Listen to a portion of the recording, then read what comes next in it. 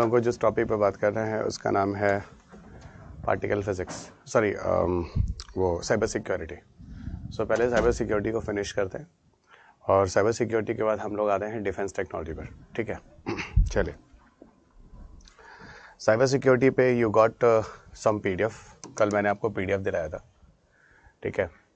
तो उसी पीडीएफ को you just open cyber security और इसी को लेके हम लोग यहाँ पे बात करते हैं।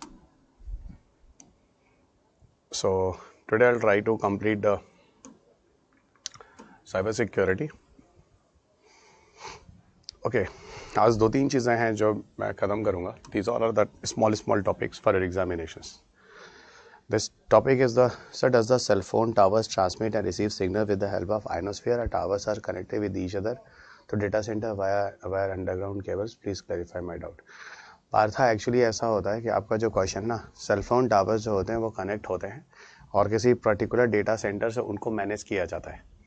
वो तो डेटा सेंटर से उनको मैनेज करने के लिए होता है। सिग्नल्स को एक जगह से दूसरी जगह जाने के लिए तो आयनोस्फीयर का सपोर्ट होता है, ठीक है। ये जो आप डेटा सेंटर की बात कर रहे हैं वो तो डेटा के मैनेजमेंट का काम करता है, उसके डेटा को एक्सेस करता है, कहीं उल्टी सीधी गतिविधि ना हो, एक्टिविटी ना हो, उसके लिए वो काम करता है।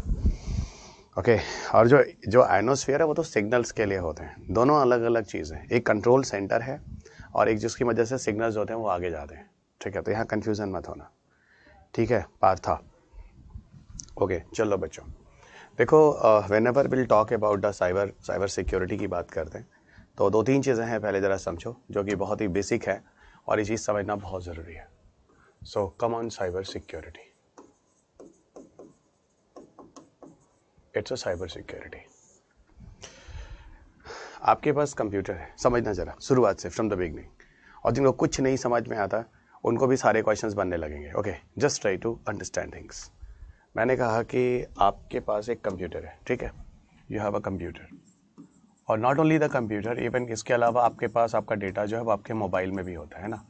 आपके पास कंप्यूटर है या मोबाइल, ऐसी कोई चीज़ है ना। जिस कंप्यूटर है मोबाइल के अंदर क्या है, इस कंप्यूटर है मोबाइल के अंदर आपके डेटाज हैं। इनके अंदर क्या है, इनके अंदर आपके डेटा है। सो आपके पास कंप्यूटर है, आपके पास मोबाइल है, इनके अंदर क्या है, एक डेटा है जो कि सेफ पड़ा हुआ है, कोई खतरा नहीं है। जो है वो है, ठीक है, जो डेटा है। अभी तक कोई डाउट नहीं है, कोई प्रॉब्लम नहीं है, आपका डेटा पूरी तरह से सुरक्षित है। इसके बाद आप क्या करते हैं पता है, ये जो डेटा है ना, ये जो डेटा है, गॉट इट। इसके बाद आप क्या करते हैं, आप इंटरनेट पे कनेक्ट होते हैं, ठीक है। आप हो जाओ इंटरनेट से, आप कनेक्ट हो जाते हो। सुनो, इंटरनेट से जब आप किसी मोबाइल या कंप्यूटर को जोड़ते हो ना, अभी भी कोई खतरा नहीं है, स्टिल हैव नो प्रॉब्लम। अभी तक भी कोई खतरा नहीं है, मतलब किसी भी तरह का कोई साइबर थ्रेट्स अभी तक नहीं है, ठीक है। अभी तक किसी भी तरह का कोई साइबर थ्रेट्स नहीं है, इसे ध्यान रखना, ठीक है। कहानी समझना जो मैं समझा रहा हूँ, थोड़ी देर बाद आपको सारी चीज़ें समझ में आ जाएंगी। ओके, लेकिन जैसे ही आप ठीक है, जैसे ही आप क्या करते हो, नेटवर्क में जाते हो, जैसे आप किसी नेटवर्क में जाते हो, उस नेटवर्क के अंदर होते हैं थ्रेट्स। क्या होते हैं उस नेटवर्क के अंदर, इस नेटवर्क्स के अंदर होते हैं threats. So inside a network have a threats. यहाँ पर होता है थ्रेट्स और वो थ्रेट्स होता है खतरनाक। उसी थ्रेट से आपको बचना होता है। यहीं पर आपके साथ हैकर्स और क्रैकर्स होते हैं। कौन होता है, हैकर्स या क्रैकर्स होते हैं। Those are creating the problem to you people guys, hackers या क्रैकर्स। अब आप पूछोगे सर नेटवर्क में जाना क्या मतलब होता है। नेटवर्क में जाने का सीधा मतलब होता है, बहुत ही सिंपल तरीके से बता रहा हूँ। जब आप जैसे आप SBI बैंक पर जाओ और SBI बैंक के अंदर ना user ID and the password को एक्सेस करो। जैसे ही SBI बैंक इंटरनेट बैंकिंग में यूज़र ID एंड पासवर्ड डालते हो, आप SBI बैंक के नेटवर्क के अंदर होते हो और वहीं पर उस नेटवर्क के अंदर हो सकता है क्या, कोई भी थ्रेट्स जो आपके लिए खतरनाक हो सकता है। तो मेरे ख्याल से आप समझ चुके हो, है ना, कि नेटवर्क किसे कहते हैं। नेटवर्क जब आप किसी चीज़ के अंदर, जैसे इस समय मैं कह सकता हूँ you all people are in my class network, आप सब मेरी क्लास के नेटवर्क के अंदर हो and you all people can access my all entire classes, ठीक है। तो वही चीज़ मैं यहाँ कह रहा हूँ कि आप जैसे नेटवर्क के अंदर है, गॉट इट। और ये नेटवर्क के अंदर जो है ना, वहाँ पर कोई थ्रेट्स हो सकता है। इसीलिए कहते हैं कि आप हर चीज़ को सावधानी रखो। जब भी कंप्यूटर पे या किसी वेबसाइट्स पे कहीं कहीं जाते हो तो आप हर ट्रांजेक्शन, हर चीज़ों को बहुत बचा के करो, गॉट इट। क्योंकि यहाँ पर नेटवर्क्स के अंदर थ्रेट्स होते हैं और वो थ्रेट्स आपके हैकर्स या क्रैकर्स हो सकते हैं, आपको नुकसान पहुँचा सकते हैं, है ना। वो आपको क्या कर सकते हैं, नुकसान पहुँचा सकते हैं। और ज़रा समझना, फाइन। तो नेटवर्क आपको समझा दिया। हैकर्स अगर हम बात करें तो हैकर 3 तरह के होते हैं। एक जिसे हम ब्लैक हैकर कहते हैं, second that is called as a white hacker, and third that is called as a grey hacker. तो there is a 3 type of hacker. एक ब्लैक होता है, एक वाइट होता है, ग्रे हैकर होता है. ब्लैक हैकर जो होता है, ब्लैक हैकर, वो इंटेंशनली आपके साथ कुछ गलत करते हैं. They are doing intentionally wrong with you. ये इंटेंशनली आपके साथ कुछ गलत करते हैं. They are intentionally doing wrong with you. ये आपके साथ कुछ खुराफात करते हैं, है ना. They are doing intentionally wrong with you. तो ये आपके साथ कुछ खुराफात करते हैं. ये ब्लैक हैकर जो होते हैं, ये आपके साथ कुछ खुराफात करते हैं. जैसे आपने कंप्यूटर को हैक कर लिया, हैक करने के बाद आपके कंप्यूटर को एक्सेस नहीं दे रहे और आपसे कुछ पैसे की डिमांड कर रहे हैं, मुझे इतने बिटकॉइंस दो या कुछ ट्रांजैक्शंस दो.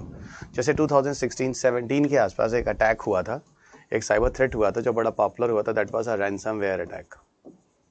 वो रैंसमवेयर का जो थ्रेट्स था उसमें यही था, कोई आपके कंप्यूटर को लॉक कर देता था, फिर आपसे एक्सपेक्ट करता था कि आप उसे कुछ पैसे दोगे. ओके, आप उसे कुछ पैसे दोगे. तो ये जो थ्रेट्स है ना, वो इंटेंशनली किया जाता था आपको नुकसान पहुंचाने के लिए.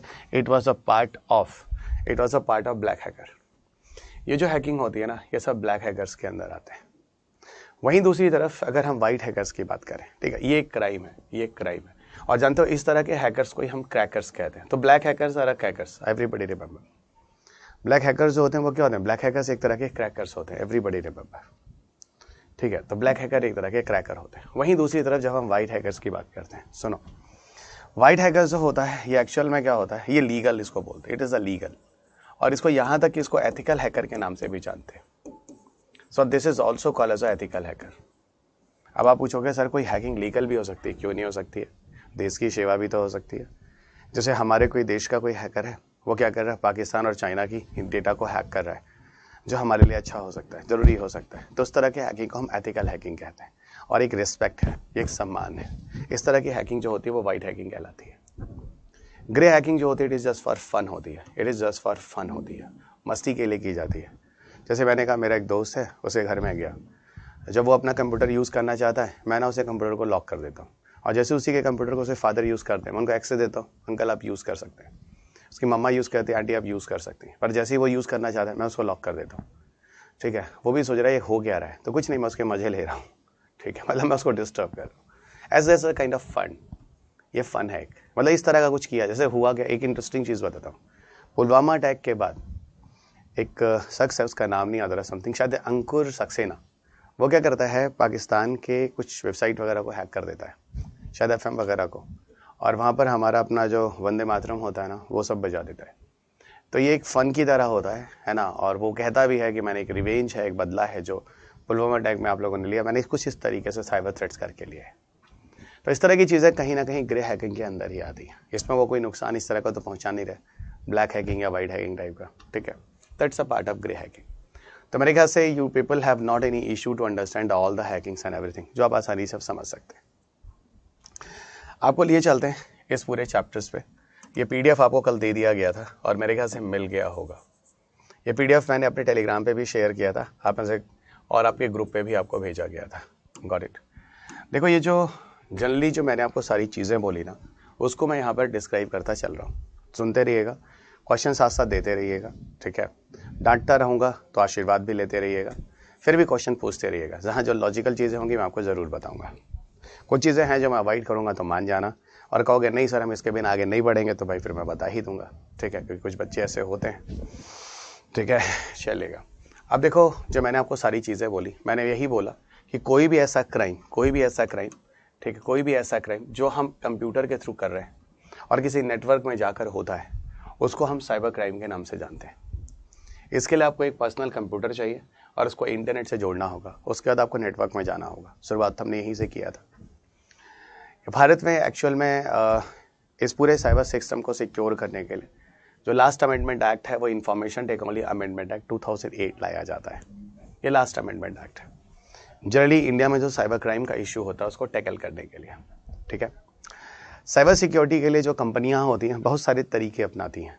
कोई भी कंपनी, जैसे हमारे जो डेटाज हैं वगैरह हैं, उनके साथ कोई भी चोरी ना हो, कोई इस तरह की एक्टिविटीज़ ना हो.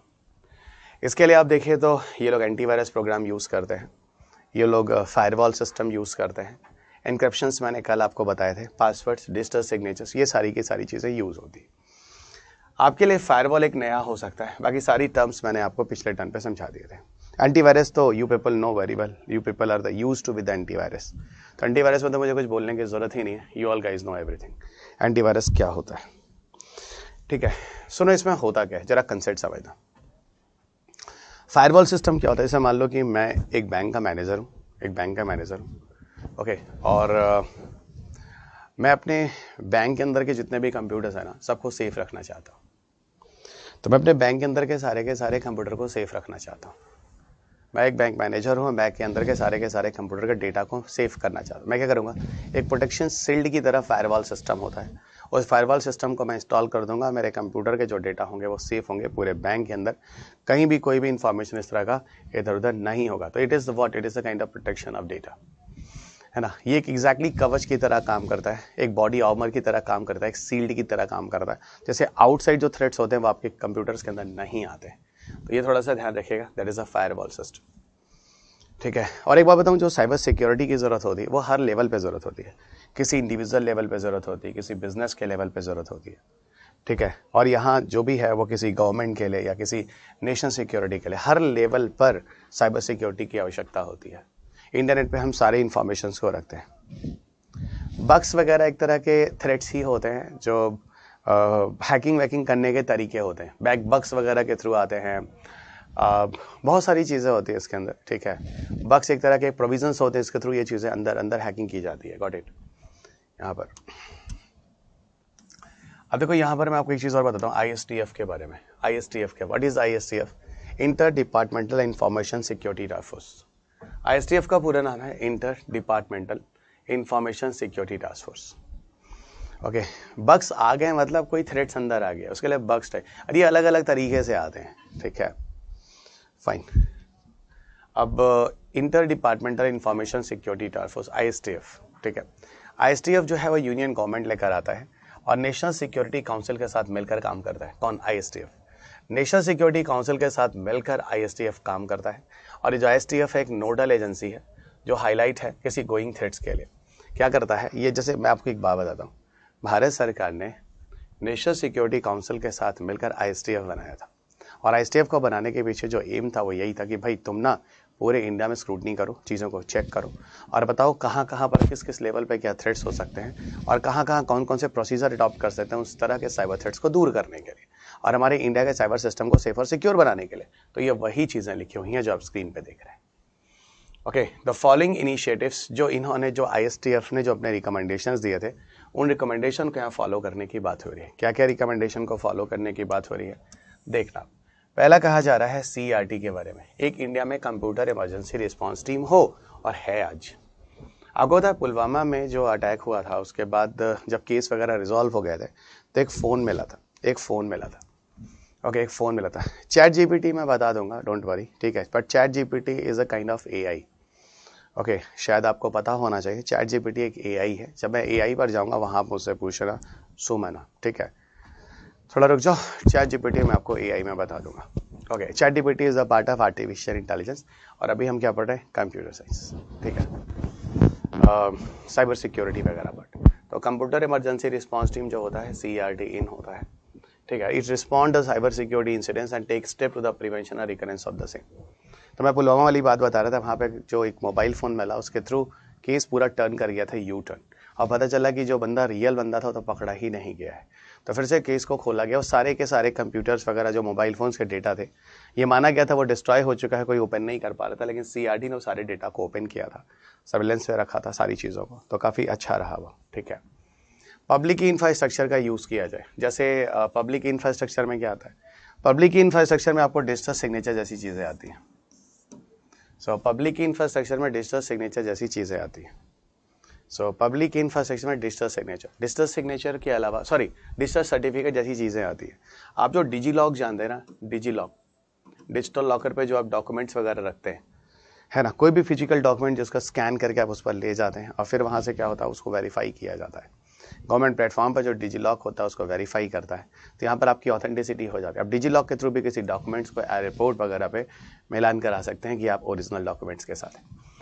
तो इस तरह की चीज़ें किसी भी डॉक्यूमेंट्स के साथ जब गवर्नमेंट एजेंसीज उनको वेरीफाई करती हैं तो काफ़ी ऑथेंटिक हो जाती हैं। तो वही बात मैं कह रहा हूँ कि डिजिलॉक वगैरह जो चीज़ें हैं या इसके अलावा जो डिजिटल सिग्नेचर्स हैं, ये सारी की सारी जो चीज़ें हैं ना, ये हमें यूज़ करना चाहिए।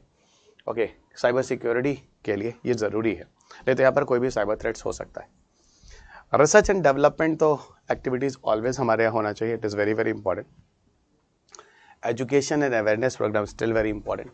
क्राइसिस मैनेजमेंट प्लान भी होना चाहिए, it is very very important. Okay, crisis management plan होना चाहिए। अब क्राइसिस मैनेजमेंट प्लान क्या होता है, बहुत ही सिंपल तरीके से आपको बताता हूँ। अभी मान लो कि कोई प्रोपेगेंडा मैसेज डिलीवर हो रहा है पूरे देश में और पता चल रहा है कि अपर कास्ट लोअर कास्ट के बीच एक राइट शुरू हो गई, या हिंदू मुस्लिम सिख ईसाई के बीच में एक राइट शुरू हो गई। तो ये हो क्या रहा है, ये जो राइट्स और ये चीज़ें हो रही हैं ना, ये बहुत खतरनाक होंगी। ये साइबर सिस्टम के थ्रू आपने देखा होगा तुरंत ही, अभी जैसे पंजाब वाला जो केस था अमृतपाल वाला, वहाँ पंजाब में एक दिन के लिए तुरंत ही इंटरनेट वगैरह डिस्कनेक्ट कर दिया था। कोई भी मैसेज या फेक मैसेज जो वायरल ना हो, जिससे उस जगह पर अनस्टेबिलिटी ना होने पाए।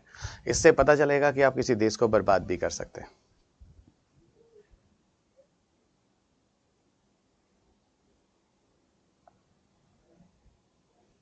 ब्रजा, जो आप पूछ रहे हैं ना फायरवॉल सिस्टम के साथ ऐसा क्यों हो जाता है, अब ये डिपेंड करता है आपका फायरवॉल सिस्टम कैसा है। ये तो वही बात हो गई कि हमारे आर्मी मैन सिक्योरिटी जो बॉर्डर पे बैठे हुए हैं, फिर भी हमारे जो पाकिस्तान से जो चीज़ें हैं पंजाब में लोग बैठे हैं, फिर भी ड्रग्स सप्लाई कर देते हैं। ये चीज़ें कैसी होती, कहीं ना कुछ खामियां होती, कहीं ना कुछ कमियां होती हैं। आपको क्या लगता है हमारे देश का साइबर सिस्टम, अभी आगे आपको समझ में आ जाएगा ना ऐसी चीज़ें क्यों हो जाती हैं। इसका आंसर ब्रजा अभी आगे खुद है। माइक्रो प्रोसेसर अपना बनाते नहीं, एंटीवायरस अपना बनाते नहीं, ऑपरेटिंग सिस्टम अपना बनाते नहीं, ट्रांजिस्टर अपना बनाते नहीं, हार्डवेयर और सॉफ्टवेयर जनरली हम दूसरे से डिपेंडेंट होते हैं। जब कुछ अपना बनाते ही नहीं तो सिल लगाने से क्या होगा। मैं तो कहता हूँ हमारे जो ऑनरेबल प्राइम मिनिस्टर है उनका भी फ़ोन सेव नहीं है, क्योंकि जो ट्रांजिस्टर वो यूज़ करते हैं वो इंडिया में बनता ही नहीं है। ऑपरेटिंग सिस्टम अमेरिका से ले आते हो, ट्रांजिस्टर वगैरह चाइना अमेरिका से ले आते हो, माइक्रो प्रोसेसर अमेरिका से ले आते हो। तो भाई जब सब कुछ बनाओगे ही नहीं तो अंत में तुम्हारा सेफ सिक्योर नहीं रहेगा। अभी के लिए ठीक है कि फायरवॉल सिस्टम यूज़ किया जाता है, ठीक है, चलेगा। अभी तो शुरुआत चलने दो, ठीक है। क्राइसिस मैनेजमेंट प्लान कह तो रहा हूँ, अभी आपको खुद समझ में आ जाएगा हमारे देश में क्या क्या शॉर्टकमिंग्स हैं, इस तरह की थ्रेट्स क्यों हो जाते हैं इतना कुछ करने के बाद भी। ओके, तो क्राइसिस मैनेजमेंट प्लान है, अगर कोई इस तरह का प्रोपेगेंडा मैसेज या अगर स्प्रेड किया जाता है तो उसको रोका जाए, नहीं तो देश में अनस्टेबिलिटी हो सकती है। साइबर चेक क्या कहते हैं, साइबर किसी भी तरह की उल्टी सीधी चीज़ें जो होते हैं उनको चेक करना, उनको ऑब्जर्व करना, साइबर चेक कहलाता है। साइबर चेक कहलाता है। ओके, और साइबर चेक है क्या, एक तरह का cyber forensic tool. Cyber check is what, it is a kind of cyber forensic tool. ये एक तरह का साइबर फॉरेंसिक टूल है। साइबर टेररिज्म में क्या होता है, साइबर टेररिज्म एक तरह से पूरी तरह से एक टेररिस्ट प्रोपेगेंडा होता है, ऐसे समझो। साइबर टेररिज्म में एक तरह का टेररिस्ट प्रोपेगेंडा हो सकता है, जैसे मैंने कहा हिंदू मुस्लिम वाला एक टेररिस्ट प्रोपेगेंडा चाइना से बनकर एक मैसेज यहाँ पे वायरल हो रहा है। जैसे नुपुर सुरमा वाले केस में राजस्थान गवर्नमेंट ने क्या किया था, तुरंत वहाँ का इंटरनेट वगैरह सब कुछ डिस्कनेक्ट कर दिया था। इस तरह के मैसेज जो होते पूरे इंडिया में वायरल होते, अब पूरा भारत जल रहा होता। इस तरह की चीज़ों में भारत के बाहर से भी चाइना और पाकिस्तान से भी चीज़ें की जा सकती है, भारत में अनस्टेबिलिटी के लिए। ओके, बिना आइटम बम गिराए ही इतना नुकसान वो लोग कर सकते हैं बाहर वाले, अगर इस तरह की चीज़ों को हमने कंट्रोल नहीं किया तो। देखो ना, टेररिस्ट ऑर्गेनाइजेशन वगैरह भी इस तरह के प्रोपेगेंडा मैसेज बना के देश के अंदर ले जाते हैं। ओके, तो यहाँ पर साइबर टेररिज्म हो गया, टेररिस्ट प्रोपेगेंडा हो गया, फिर प्राइवेसी वायलेशन हो गया, अटैक ऑन गवर्नमेंट प्रॉपर्टीज हो गई। ये सारी की सारी चीज़ें जो होती हैं साइबर टेररिज्म के अंदर आते हैं, ठीक है। एक चीज़ और आती है जिसे हम कहते हैं DDoS अटैक। DDoS अटैक भी बड़ा कॉमन रहता है, बहुत ही न्यूज़ में रहता है। इसको DDoS अटैक कहते हैं। So distributed denial of services attack. क्या होता है, ये एक तरह का साइबर टेररिस्ट होता है ना। साइबर टेररिज्म जो होता है उसका एक तरीका DDoS अटैक भी होता है। जल्दी जो गवर्नमेंट जो प्रॉपर्टीज़ होती हैं या जो सिक्योरिटी पर्पसेस के लिए जो इंटरनेट पे सेव होती हैं उनको हैक करने का एक तरीका होता है, ठीक है।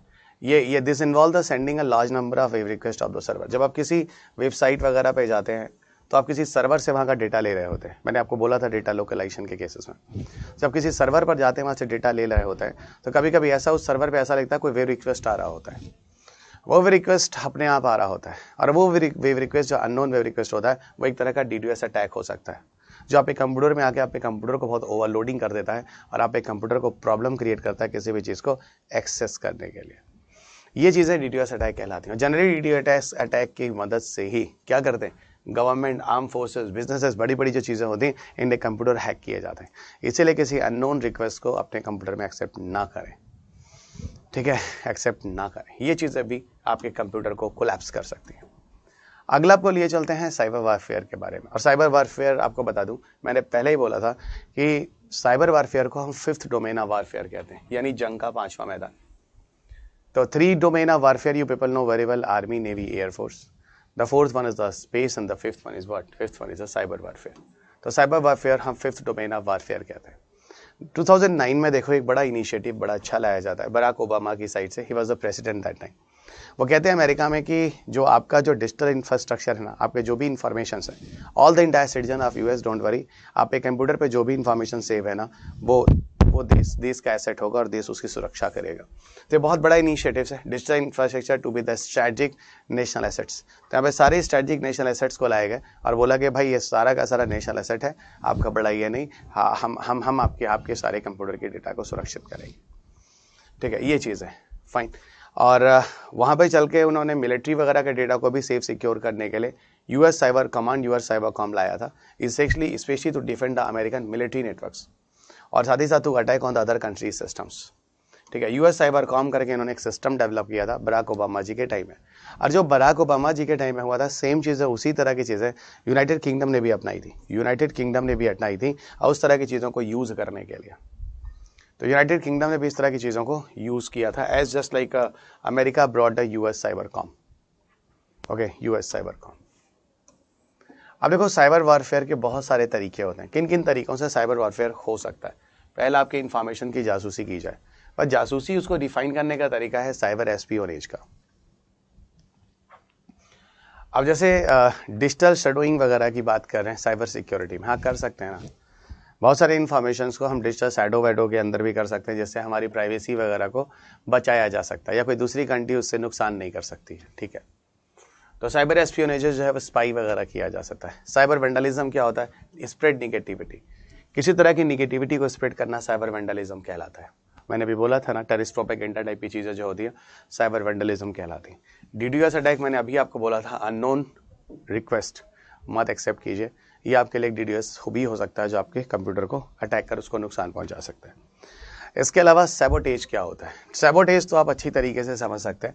कुछ दिन पहले एक अटैक हुआ था, एम्स का कंप्यूटर हैक कर दिया गया था to break and disturb, exactly. मैंने कहा मान लो आज भारत सरकार क्या हर चीज़ों को डिजिटल इंडिया कर दो, अच्छी बात है, बहुत अच्छी चीज़ है, भारत में चीज़ें फास्ट हो जाएगी, एक्यूरेसी लेवल ज़्यादा होगा, लेकिन उतना ही ज़्यादा आपने ऑप्शंस भी दे दिए हैकर्स को। अब ये चीज़ें भी डिजिटल है, ये चीज़ें भी डिजिटल है, आओ अब और ज़्यादा हैक कर सकते हो हमारे यहाँ, और ज़्यादा अटैक कर सकते हो। यानी इसको हम बोलते हैं मोर ऑप्शंस ऑफ वल्नरेबिलिटीज, यानी मोर खतरे भी हैं अब तो जहाँ पे अटैक हो सकते हैं, फाइन। तो कहने का मतलब है जैसे आजकल हो क्या रहा है, सब कुछ इंटरनेट से जोड़ना, पावर सेक्टर को, वाटर सप्लाई को, फ्यूल को, कम्युनिकेशंस को, E to Z, सब कुछ है ना, सब कुछ हम क्या कर रहे हैं, पावर ट्रांसमिशन सिस्टम को, सब कुछ क्या कर रहे हैं, हम इंटरनेट से जोड़ रहे हैं, टेलीफोन सिस्टम को इंटरनेट से जोड़ रहे हैं। ये सारी चीज़ें जो हम इंटरनेट से जोड़ रहे हैं ना, बहुत अच्छी बात है, लेकिन यहीं पर आपको बता दो इनको ब्रेक और डिस्टर्ब किया जा सकता है। आपने 44 मिशन मोड प्रोजेक्ट्स लाए हैं ई गवर्नेंस में, टोटल 44 प्रोजेक्ट्स हैं जो काम कर रहे हैं, सब इंटरनेट की मदद से काम कर रहे हैं, सारे इन्फॉर्मेशन एक्सेस हो रहे हैं इंटरनेट की मदद से। आप बताओ अगर वो सारे के सारे काम करना बंद कर दें, यानी उनके डेटा को हैक कर उनके डेटा को बदल दिया जाए, ये चलो मैंने IRCTC की साइट को हैक कर दिया, हैक करके मैंने क्या किया, 3 दिन तक वो IRCTC की साइट्स में क्या हो रहा है, 3 दिन तक IRCTC की साइट से कुछ भी नहीं हो रहा है ना। आप टिकट बुकिंग नहीं करा सकते, टिकट बुकिंग वगैरह नहीं करा सकते तो आप समझ रहे हैं फिर है क्या इसमें, है ना। अगर टिकट बुकिंग नहीं करा सकते तो इसमें दिक्कत क्या हो गई है, ठीक है, आप समझ रहे हैं दिक्कत क्या हो गई है। अब पूरा का पूरा भीड़ पहुंच जाएगी कहाँ, काउंटर पर। इतने काउंटर्स हैं नहीं, क्योंकि ऑनलाइन आने के बाद क्या होता है, लोग वहाँ जाना कम कर चुके थे।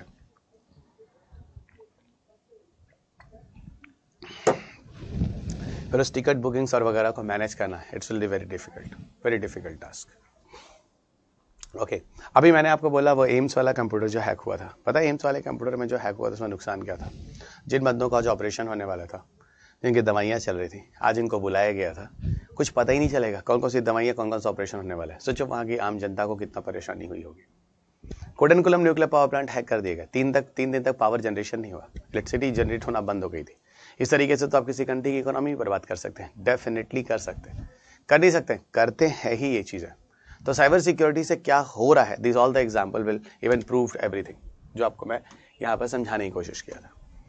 और आगे लिए चलते हैं इंडियाज वर्नेबिलिटी की तरफ। ओके, सो और आगे लिए चलते हैं आपको इंडियाज वर्नेबिलिटी की तरफ। ओके, इंडियाज वर्नेबिलिटी की तरफ। भारत में देखो, मैंने भी बोला जितना ज़्यादा electric grid, cellphone system, oil gas system, सारा का सारा मिशन नेट प्रोजेक्ट, जितना ज़्यादा आप इंटरनेट पे डालोगे उतना ज़्यादा आपके साथ थ्रेड के ऑप्शंस बनते हैं। वो अलग बात है। भारत में एक स्पेशल एजेंसी हमने CRT सेटअप किया है, वो ISTF के रिकमेंडेशन पर, जो मैंने बोला था, कंप्यूटर इमरजेंसी रिस्पॉन्स टीम, जो डिपार्टमेंट ऑफ इंफॉर्मेशन टेक्नोलॉजी के अंदर काम करता है। ठीक है, और ज़रूरी भी है दोस्त, बहुत ज़रूरी है। ठीक है, बहुत ज़रूरी भी है। इवन मैं आपको बताऊँ, भारत में स्पेशली साइबर वारफेयर ग्रुप को ऑपरेट करने के लिए, साइबर वारफेयर ग्रुप को जो ऑपरेट करता है, एक डेडिकेटेड साइबर वारफेयर ग्रुप बनाया गया, जो डिफेंस इंटेलिजेंस एजेंसी और नेशनल टेक्निकल रिसर्च इंस्टीट्यूशन या ऑर्गेनाइजेशन NTRO, ये दोनों मिलकर काम करता है। तो भारत में साइबर सिक्योरिटी के लिए एक साइबर वारफेयर ग्रुप है, जिसका संचालन कौन कर रहा है, ऑपरेट कौन कर रहा है, डिफेंस इंटेलिजेंस ग्रुप और नेशनल टेक्निकल रिसर्च ऑर्गेनाइजेशन, ये दोनों मिलकर इसको मैनेज कर रहे हैं। कैसे मैनेज कर रहे हैं वो मैं आपको बताता हूँ। अब यहाँ पर बात होती है भारत में पहले हमारे पास शॉर्टकमिंग क्या है, क्या कमियां हैं जहां जिसकी वजह से हमारे पास अक्सर साइबर वारफेयर हो ही जाता है। तो कमियों में अगर आप देखोगे, एक तो मैंने आपको बोला जो DIA और NTRO है, जो स्पेशल सिक्योरिटी के लिए काम कर रहा है। DIA और NTRO जो है वो एक्चुअल में ऑफेंसिव साइबर वारफेयर सिस्टम है ना। हमारा जो साइबर सिक्योरिटी सिस्टम होता है वो ऑफेंसिव टाइप का होता है, डिफेंसिव टाइप का नहीं होता। यानी हम जाके दूसरे का अटैक कर लें, पर कोई हमारा अटैक करता है तो खुद को नहीं बचा पाते, इसी को बोलते हैं ऑफेंसिव और डिफेंसिव का मतलब। हमारे पास क्या होना चाहिए वो मैं आपको आगे बताऊंगा, क्या लॉन्ग टर्म रिस्पॉन्स होना चाहिए। हमारे पास जो भी सिस्टम है वो सिर्फ ऑफेंसिव ही नहीं, ऑफेंसिव और डिफेंसिव दोनों होना चाहिए।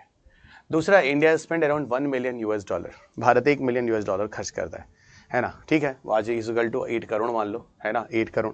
वहीं दूसरी तरह अगर आप देखो तो $55 मिलियन जो है वो चाइना खर्च करता है। तो चाइना का एक्सपेंडिचर कितना ज़्यादा इन कंपेरिजन टू इंडिया, अपने कंट्री में R&D करने के लिए। हमारे पास कोई काउंटर अटैक सिस्टम नहीं है, लेकिन चाइना ने अपना बना रखा है, जिसका नाम है काइलिन। अगर you will attack on me, I will attack on you, इस तरह के सिस्टम्स है जो चाइना ने बना रखे हैं। तो लोगों को चाइना पे अटैक करते समय डर भी लगता है, इस तरह की चीज़ें आती हैं। वहीं आपको और आगे लिए चलते हैं, इवन माइक्रो प्रोसेसर देखो हम अपना बनाते ही नहीं हैं, US से जो चिप्स वगैरह बनकर आते हैं, ये सारी चीज़ें जो मैं आपको बोल रहा था, ये भी कहीं ना कहीं हमारे यहाँ कमियाँ हैं जिनको सही करना होगा, हम इन चीज़ों को खुद बनाना होगा। इसके अलावा यहाँ पे देखो, जैसे हार्डवेयर सॉफ्टवेयर के लिए दूसरे पे डिपेंडेंट है, एंटीवायरस प्रोग्राम कहीं और से ला रहे हैं, नेटवर्क प्रोटोकॉल कहीं और से आ रहा है, हार्डवेयर कंपोनेंट कहीं और से आ रहा है, एक्सटर्नल सोर्सेज के लिए इंडिया किसी और पे डिपेंडेंट हो रहा है। ठीक है, अभी एक बच्चे ने बोला ना कि सर फायरवॉल होने के बाद भी हमारे कंट्री में क्यों इस तरह की चीज़ें हैकिंग हो जाती है।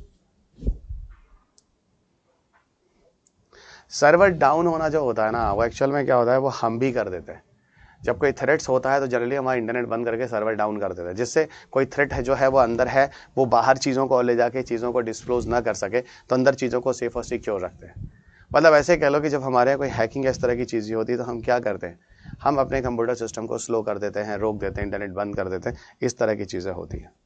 ठीक है विश्वजीत, ओके। वहीं पर अगर हम बात करें लॉन्ग टर्म रिस्पॉन्स क्या है, लॉन्ग टर्म रिस्पॉन्स में साइबर सिक्योरिटी में क्या क्या चीज़ें आती हैं, सब कुछ देखो ना। हमारे इंडिया में डेडिकेटेड साइबर सिक्योरिटी ऑर्गेनाइजेशन होना चाहिए जो 24/7 काम करना चाहिए। ठीक है, हमारे यहाँ साइबर वारफेयर बजट को बढ़ाना होगा। तीसरा, एक national centre for coordination response team बैठाना होगा साइबर क्राइम को टैकल करने के लिए। Carrying out the extensive information security audits of government networks, और यहाँ पर हमें इंकरेज करना होगा प्राइवेट सेक्टर को, क्योंकि प्राइवेट सेक्टर्स के पास R&D काफ़ी अच्छा है। ठीक है, और इसके अलावा जो मैंने अभी चीज़ें बोली थी, जैसे हमारे पास माइक्रो प्रोसेसर है, ऑपरेटिंग सिस्टम है, ये सारी चीज़ें जो नहीं है ना, ये हमें खुद बनानी पड़ेंगी इंडिया के अंदर। और ये चीज़ें कहीं ना कहीं, इसीलिए मैंने बोला किसी का ले लो, इवन हमारे प्राइम मिनिस्टर तक की बात मैं कर रहा हूँ, आम जनता से लेकर जो सबसे पावरफुल इंसान है इस देश का, ठीक है, वो क्या है, वहाँ तक कि अगर मोबाइल फ़ोन और जो कंप्यूटर और लैपटॉप्स की बात करते हैं ना, वो भी सेफ़ नहीं है, और मैं सारे के सारी जो चीज़ें हैं वो चाइनीज़ लगी हुई हैं। यही बात मैं आपसे कहना चाह रहा था। ओके, यही बात है जो मैं आपसे कहना चाह रहा था। ठीक है, तो मेरे ख्याल से आप समझ गए मैं आपको कह क्या रहा हूँ यहाँ पे। Okay everyone, so it's a entire thing. एक कंसेप्ट है जो कि बड़ा इंपॉर्टेंट रहा है, बड़ा पॉपुलर रहा है, जिसको हम कहते हैं blockchain.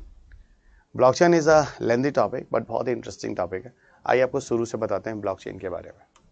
And there are so many question UPSC asked in your paper from blockchain, उस पर भी बात करेंगे। आ जाओ।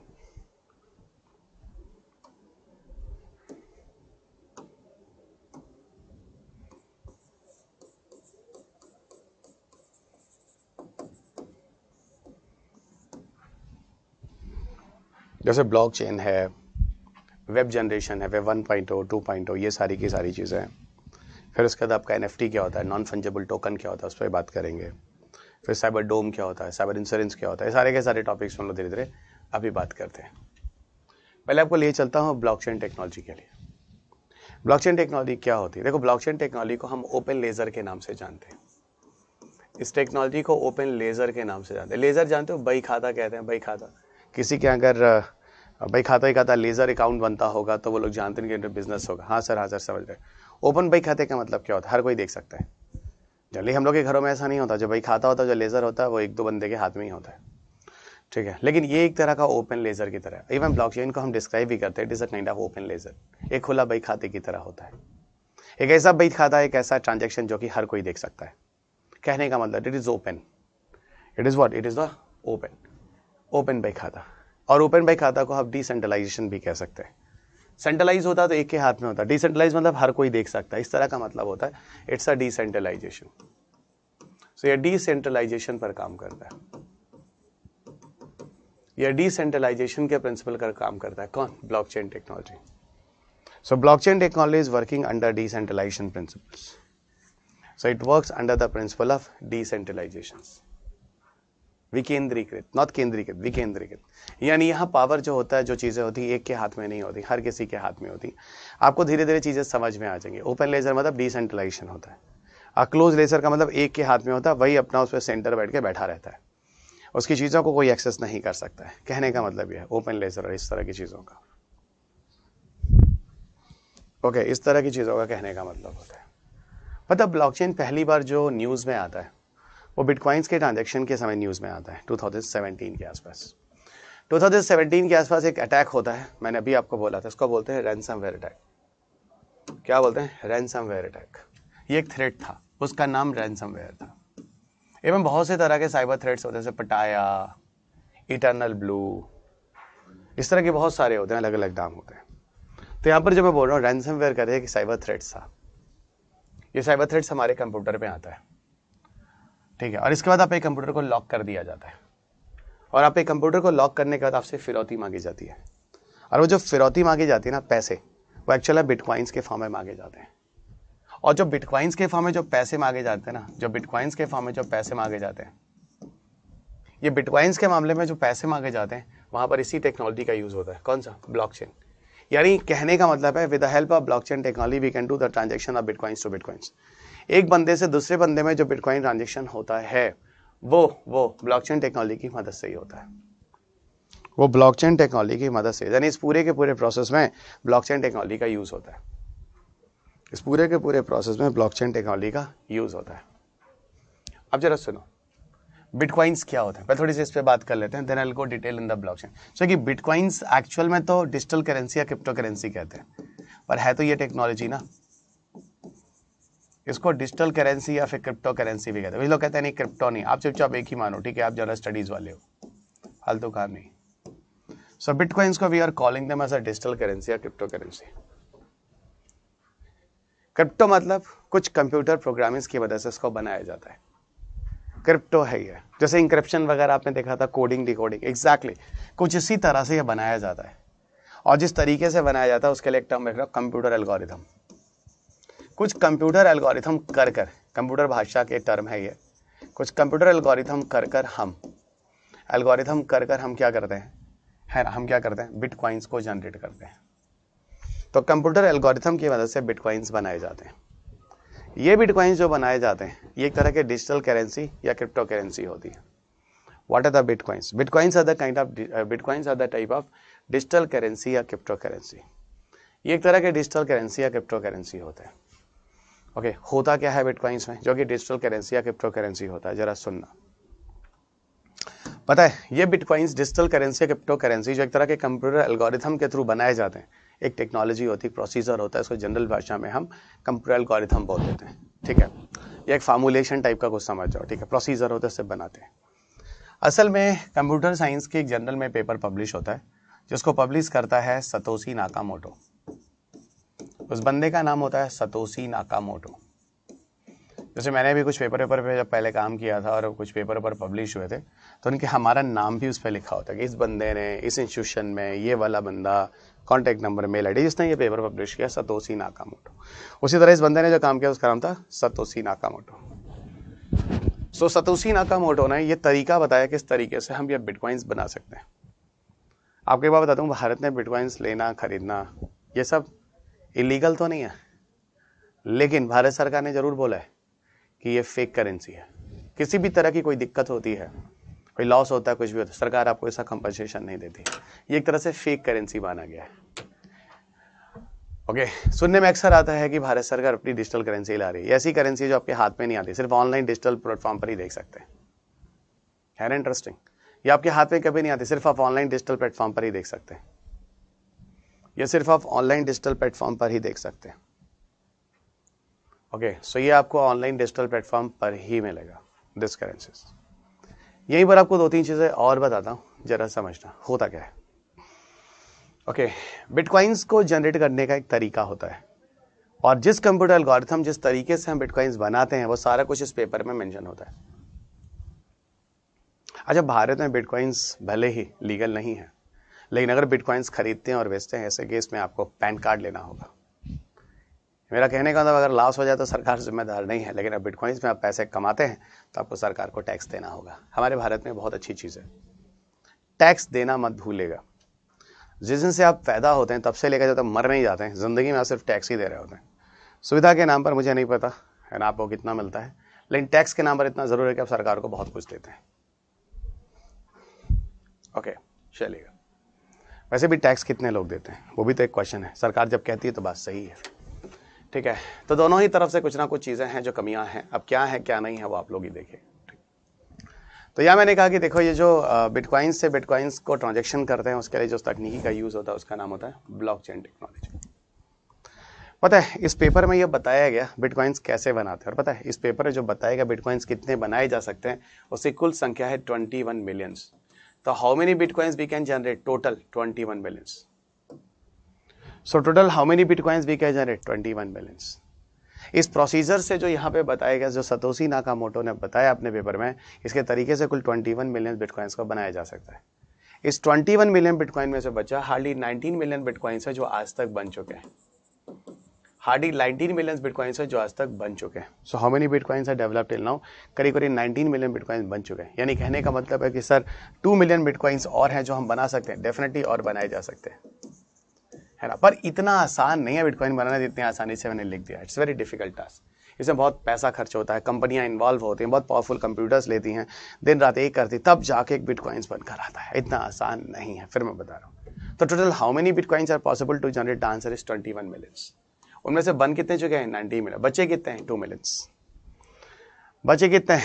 2 मिलियंस। यानी भविष्य में 2 मिलियंस और बिटकॉइंस हैं जो कि बनाए जा सकते हैं। तो भविष्य में टोटल 2 मिलियन बिटकॉइंस और हैं जो कि बनाए जा सकते हैं। ओके, और आगे आपको लिए चलते हैं, धीरे धीरे सुनते जाइएगा, वो सारी चीजें समझाता हूँ। फाइन, इसी बिटकॉइंस को, अच्छा एक बात और, पता है ये बंदा कौन है जिसने सारे प्रोसीजर्स को बताया है? आज तक पता नहीं है, ऐसा लोग कहते हैं, पर कुछ यूट्यूबर्स से ढूंढ डाला है ये बंदा कौन है ना। कुछ यूट्यूबर्स ने इस बंदे को ढूंढ डाला है, बंदा कौन है ना। मैं बताता हूँ कुछ यूट्यूबर्स की बात, वही जिनके करोड़ों करोड़ों व्यूज होते हैं। सैमसंग, तोशिबा, नोकिया, मोटोरोला, ये 4 कंपनियां हैं। आई डोंट नो, वो यूट्यूबर्स ने ढूंढ डाला है। मुझे ऐसा कहीं ऑफिशियल कहीं किसी जगह पे मिला नहीं। तो ऐसा कहते हैं कि नोन बंदा था, उसी की मदद से सारी की सारी चीज़ों के बारे में पता चला था। उसका नाम था सतोशी नाकामोटो। उसका नाम क्या था? Satoshi Nakamoto. ओके, और आगे आपको लिए चलते हैं, जरा देखिएगा दोस्त। सो डिजिटल करेंसी हो गई, क्रिप्टो करेंसी हो गई, सतोशी नाकामोटो के बारे में। अब आपको लिए चलते हैं, बहुत कुछ आपको बिटकॉइंस के बारे में बता दिया, ठीक है। अब बिटकॉइन से बिटकॉइन के ट्रांजेक्शन है जो ब्लॉकचेन होता है, इसे ओपन लेजर कहते हैं। वो क्या होता है? देखो एक बात बताऊं, ओपन लेजर का मतलब क्या होता है? खुला बही खाता। मैंने बोला हर कोई देख रहा होता है उन चीजों के बीच क्या चल रहा है, ठीक है। ये खूबसूरती है ब्लॉकचेन टेक्नोलॉजी की। अगर मान लो आपके एसबीआई बैंक को हम ब्लॉकचेन टेक्नोलॉजी से जोड़ दें, तो जितने भी लोग उस समय इंटरनेट बैंकिंग करके अपने यूजर आईडी पासवर्ड के साथ एसबीआई बैंक के नेटवर्क में होंगे, सब एक दूसरे के ट्रांजेक्शन को देख सकते हैं, सब एक दूसरे को देख सकते हैं क्या क्या चल रहा है। ये ब्लॉकचेन का फायदा है, ये ब्लॉकचेन का फायदा है। ओके, सो ब्रजा ने वही बात बोली कि सर ये जो बिटकॉइंस बनाने का तरीका जिन्होंने दे दिया, तुम उस तरीके से भी नहीं बना सकते ना, वही बात तो मैं कह रहा हूँ। तो फिर तो उसकी वैल्यूलेस खत्म हो जाएगी, वैल्यू ही नहीं रहेगी। क्या बात है, वही बात मैंने अभी तुरंत बताई, आपने तुरंत वही क्वेश्चन पूछ दिया। बनाना इतना आसान नहीं है, आप बना के देख लीजिए ना, है ना। इनके बनाने में रिसोर्सेज लगते हैं, पैसा खर्च होता है, हाई पावरफुल कंप्यूटर होते हैं, बनाने होते हैं, दिन रात एक करना होता है, कई कई दिन लग जाते हैं, कई साल तक लग जाते हैं। ये ऐसे कंप्यूटर फार्मूलेज हैं जिनको बनाना और समझना इतना आसान नहीं है जितनी आसानी से ब्रजा जी आपने बोल दिया। और इनका जो प्राइस होता है ना, वो डिमांड और सप्लाई पे डिपेंड करता है। कोविड के टाइम में जब करेंसी की वैल्यू गिर रही थी, डॉलर वगैरह सबकी, तो लोग बिटकॉइंस में इंटरेस्ट दिखा रहे थे, उसकी वैल्यू 41 लाख रुपीस तक पहुंच गई थी। आज अब जाओ तो 20 लाख के नीचे होगा। That is depend on the demand and supply. और इतना नहीं है कि आप इतने आसानी से बिटकॉइंस बना लेंगे। Got it. और वैसे भी बिटकॉइंस को बनाना, उसको मैनेज करना है, कौन कर रहा है? कुछ पता नहीं है कौन इन चीज़ों को रेगुलेशन और कंट्रोल कर रहा है। इसीलिए तो सरकार कहती है कुछ नहीं पता, कल को कुछ होता है तो मैं जिम्मेदार नहीं हूँगा, आप अपने रिस्क पर ये चीज़ें लीजिए और इन चीज़ों को लीजिए, बेचिए, जो करना है वो कीजिए। I am not responsible. और ठीक है ना, सरकार ने अपना पल्ला उठा लिया, क्योंकि सरकार, हाँ, लेकिन इतना ज़रूर है कि अब आप इकोनॉमी वाले टीचर आपको बताएंगे इसके लिए कौन से नियम हैं, इस तरह की करेंसी लाई जाए, भारत अपना क्या कर रहा है, वो इकोनॉमी का पार्ट चलाएगा। मैं तो सिर्फ कंप्यूटर एल्गोरिथम और टेक्नोलॉजी की बात कर रहा हूँ बस। मैं ब्लॉकचेन की बात कर रहा था। ब्लॉकचेन टेक्नोलॉजी से क्या फ़ायदा? अच्छा एक बात बता, मान लो मैं आपको 10 रुपये देना चाहता हूँ, तो मैं 10 रुपये आपको कैसे दूंगा? यही होगा ना 10 रुपये देने का तरीका, किसी थर्ड पार्टी को यूज़ करूँगा। I am the first party, you are the second party, बीच में एक थर्ड पार्टी का यूज़ होगा। तो मैं अगर आपको पैसे देने जा रहा हूँ तो मेरे को किसी थर्ड पार्टी का यूज़ करना होगा, और थर्ड पार्टी की मदद से ही मैं आपको पैसे ट्रांसफ़र करूँगा एवरीबॉडी नो। ठीक है, थर्ड पार्टी की मदद से। वो थर्ड पार्टी कौन हो सकता है? एक बैंक हो सकता है, या पेटीएम हो सकता है, यूपीआई हो सकता है, भीम ऐप हो सकता है। इन सबको हम कह रहे हैं थर्ड पार्टी की मदद से हम किसी पैसे का ट्रांजैक्शन करते हैं। ओके एवरीवन, यहाँ पे कुछ चीज़ें और समझना, मैं आपको कुछ समझाता हूँ। मेरा कहने का मतलब है उसी तरह का कोई अगर मान लो कुछ ऐसी टेक्नोलॉजी आ जाए जहाँ पर थर्ड पार्टी की जरूरत ही ना पड़े, पैसे का ट्रांजैक्शन कर लें, तो ये पॉसिबल हो सकता है ब्लॉकचेन के अंतर्गत। ब्लॉकचेन टेक्नोलॉजी में क्या होता है, उस जगह उस नेटवर्क में मौजूद हर कोई एक दूसरे को देख रहा होता है। जैसे मान लो कैसे, जैसे कुछ इस तरीके से, आप मेरी क्लास में बैठे, मेरे नेटवर्क के अंदर बैठे हैं, और मैंने किसी एक बंदे के हाथ में 10 रुपये दे दिया, और वो बंदा बोल रहा है कि सर ने मुझे नहीं दिया। अब सबको पता है कि सर ने उसको दिया, क्योंकि उस समय उस नेटवर्क में मौजूद ये सारे के सारे 300 बच्चे थे जो मुझे देख रहे थे कि रवि सर ने भी सामने 10 रुपये हाथ में दिया इस बच्चे को। कुछ इसी तरीके का ब्लॉकचेन टेक्नोलॉजी होती है, ओपन लेजर की तरह। जो भी चीज़ें होती हैं खुला खुला बही खाते की तरह होता है, हर कोई देख रहा होता है यहाँ पे लेन देन क्या चल रहा होता है। कुछ समझ में आई बात की नहीं? आपको मैं एक बात बताता हूँ, मान लो ये बंदा ए है और ये बंदा बी है, ठीक है। ए से बी आपको बिटकॉइन ट्रांजेक्शन करना है। आपको बिटकॉइंस कहाँ मिलेगा? सीधे कुछ कंपनियां होती हैं जो कंपनीज आपको बिटकॉइंस देती हैं। आपको उन कंपनीज में क्या करना होगा, आपको उतने पैसे जमा करने होंगे। मतलब 20 लाख रुपीज़ है तो 20.10 लाख रुपीज़ है, ये आपका बिटकॉइन है। 20.10 लाख है ये रुपीज़ है, ये आपका बिटकॉइन है, ठीक है। और आपने क्या किया, बिटकॉइंस आपका 20.1 लाख रुपीज़ आपने बिटकॉइंस खरीदा, ठीक है। तो 20 लाख 10,000 रुपीज़ आपका बिटकॉइन है, क्योंकि 20 लाख रुपीज़ मान लो रेट है, 10,000 आपने उसको कमीशन दिया जिससे आप बिटकॉइंस खरीद रहे हैं। तो आपको एक बिटकॉइंस मिल गया जो एक डिजिटल प्लेटफॉर्म पे आपको दिखेगा कि आपके पास एक बिटकॉइंस है। अब आप इस बिटकॉइंस को क्या करते हैं, इसको देते हैं इसको, इस बंदे को। तो जब ए से बी को जब आप बिटकॉइन का ट्रांजेक्शन करते हैं तो यहाँ बीच में जिस टेक्नोलॉजी का यूज़ होता है उस टेक्नोलॉजी को हम क्या कहते हैं, उस टेक्नोलॉजी को हम कहते हैं ब्लॉकचेन टेक्नोलॉजी। उस टेक्नोलॉजी को हम कहते हैं ब्लॉकचेन टेक्नोलॉजी। ब्लॉकचेन टेक्नोलॉजी बिल्कुल एक खुले लेजर की तरह होता है। यहाँ पर जो भी ट्रांजैक्शन दिख रहा होता है, हो रहा होता है, वो सब एक दूसरे को देख रहे होते हैं। यहाँ पर क्या होता है, मान लो कंपनियां हैं जैसे ए है, बी है, सी है, डी है, ये होती है, बहुत सारी कंपनियां होती हैं। ये कंपनियां क्या होती हैं, जो रजिस्टर होती हैं, जो इस बिटकॉइंस को बिटकॉइन में ट्रांजेक्शन करती हैं। जो कंपनी सबसे कम समय में बिटकॉइन का ट्रांजेक्शन कर देगा, बिटकॉइन को देने के लिए सीधा ऑनलाइन बैंकिंग टाइप का नहीं होता है, आपने बैंक जोड़ा, अकाउंट जोड़ा, ट्रांसफर कर दिया, नहीं। यहाँ पर एक ब्लॉकचेन प्रोसीजर होता है। पहले क्या होता है, इसके पूरे के पूरे जो एल्गोरिथम होते हैं ना, उनको ओपन किया जाता है, उनको ओपन करके फिर फर्दर चेंज करके फिर उनको ट्रांसफर किया जाता है। ये पूरा एक लेंदी प्रोसेस होता है, पूरा एक लेंदी प्रोसेस होता है। इस पूरे लेंदी प्रोसेस में बहुत सारी कंपनियां होती हैं जिनके कंप्यूटर्स यूज़ किए जाते हैं। मान लो कंपनियां ABCD हैं, बहुत सारी चीज़ें यूज़ की जाती हैं ABCD। अब ये क्या होता है, ये फुल होकर जब ये काम करती है, जो सबसे पहले ट्रांजेक्शन कर देगा उसको उसका कमीशन दिया जाता है। सबसे पहले मतलब एक घंटा, एक मिनट, 1 घंटा 2 मिनट, 1 घंटा 3 मिनट, 1 घंटा 4 मिनट, तो सबसे पहले किसने ट्रांजेक्शन किया? ए वाले ने। तो ए वाले को उसका कमीशन दे दिया जाता है। इस तरीके से ए पर्सन से बी पर्सन के बीच ट्रांजेक्शन हो जाता है। तो देखो ब्लॉकचेन वगैरह के थ्रू ही हम क्या कर रहे हैं, बिटकॉइंस का ट्रांजेक्शन कर रहे हैं और ओपन प्लेटफॉर्म की तरह कर रहे हैं। अब आप कहोगे सर यहाँ पर ठीक है, जो ट्रांजेक्शन हो रहा है यहाँ पर ब्लॉकचेन टेक्नोलॉजी का जो यूज हो रहा है, वही मैं कह रहा हूँ ये यूज नहीं हो रहा है, ये मिसयूज हो रहा है। क्योंकि आपके कंप्यूटर को लॉक कर दिया गया, एक थ्रेट था, इस तरीके से आपको देने की कोशिश करते हैं। लेकिन ये तो एक नेगेटिव यूज हुआ ना। इस ब्लॉकचेन को आप बहुत जगह पॉजिटिव यूज में कर सकते हैं। इवन जब अरुण जेटली साहब फाइनेंस मिनिस्टर थे, ओके, तो वो बार बार कहते थे ब्लॉकचेन टेक्नोलॉजी को लाने के लिए, और कहते थे ब्लॉकचेन जैसी टेक्नोलॉजी जो होती है पूरे सिस्टम को फेयर कर सकती है, इंडिया को करप्शन फ्री तक बना सकती है। हमारे जो बजट्स हैं, हमारे जो स्कीम्स और प्रोग्राम्स हैं, इन सबको ब्लॉकचेन के अंदर डाल दीजिए। हमारे वोटिंग राइट्स सबको ब्लॉकचेन के अंदर डाल दीजिए। पूरे भारत की जनता को 130 करोड़ को एक ही ब्लॉकचेन टेक्नोलॉजी से जोड़ दीजिए, तो भारत की पूरी जनता एक साथ एक ही समय में वोट देगी और एक ही पल में हम अपने देश का प्रधानमंत्री चुन सकते हैं। एक ओपन लेजर की तरह सिस्टम काम करेगा। कितने रिसोर्सेज को हम मिनिमाइज कर सकेंगे, तो रिसोर्सेज को मिनिमाइज कर देंगे। ये सारे के सारे बेनिफिट हैं जो आपको यहाँ दिख रहे हैं।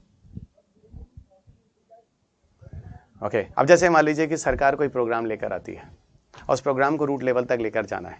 उस प्रोग्राम में मान लो कुछ 1000 करोड़ रुपए का एक्सपेंडिचर होना है। किस किस लेवल पे कहाँ कितना रुपया खर्च हुआ है, अगर वो बिटकॉइंस पे होगा तो पूरा भारत देख रहा होगा।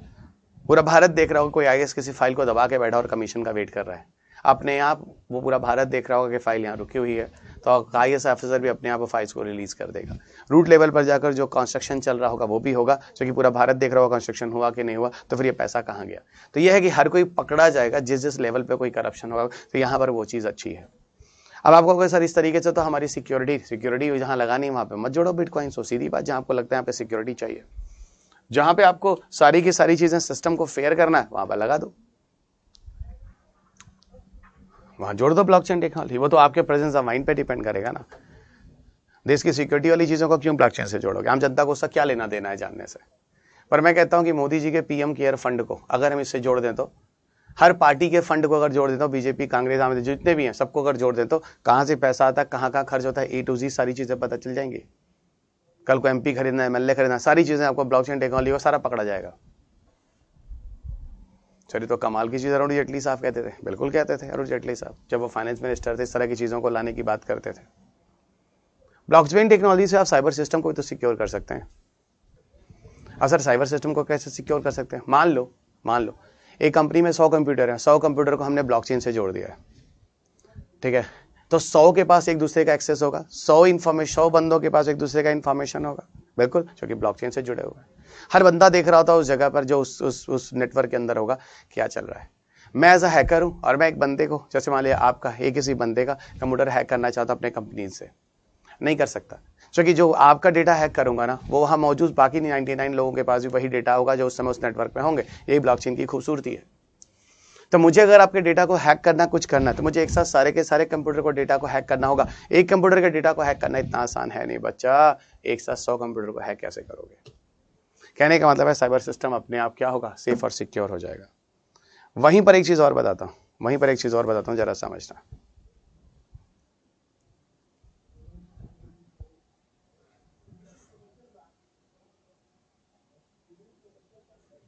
ओके, समझना। ओके, मान लो मेरा कंप्यूटर शॉर्ट सर्किट हुआ और जल गया।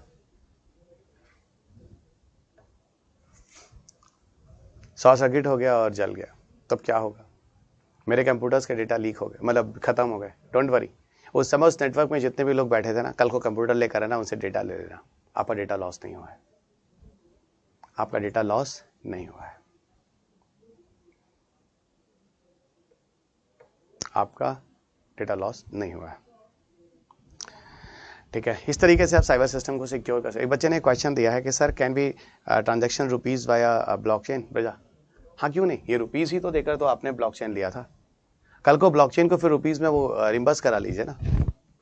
पर ट्रांजैक्शन बिटकॉइंस में होता है, ट्रांजैक्शन रुपीज में नहीं होता है। मैंने इसको इतने रुपीज देके इस कंपनी से बिटकॉइंस लिया था, खरीदा था, इसने मुझे ऑनलाइन प्लेटफॉर्म बनाकर बिटकॉइंस मुझे दे दिया था, जिसको हमने ट्रांजैक्शन में यूज किया था, ठीक है बच्चा।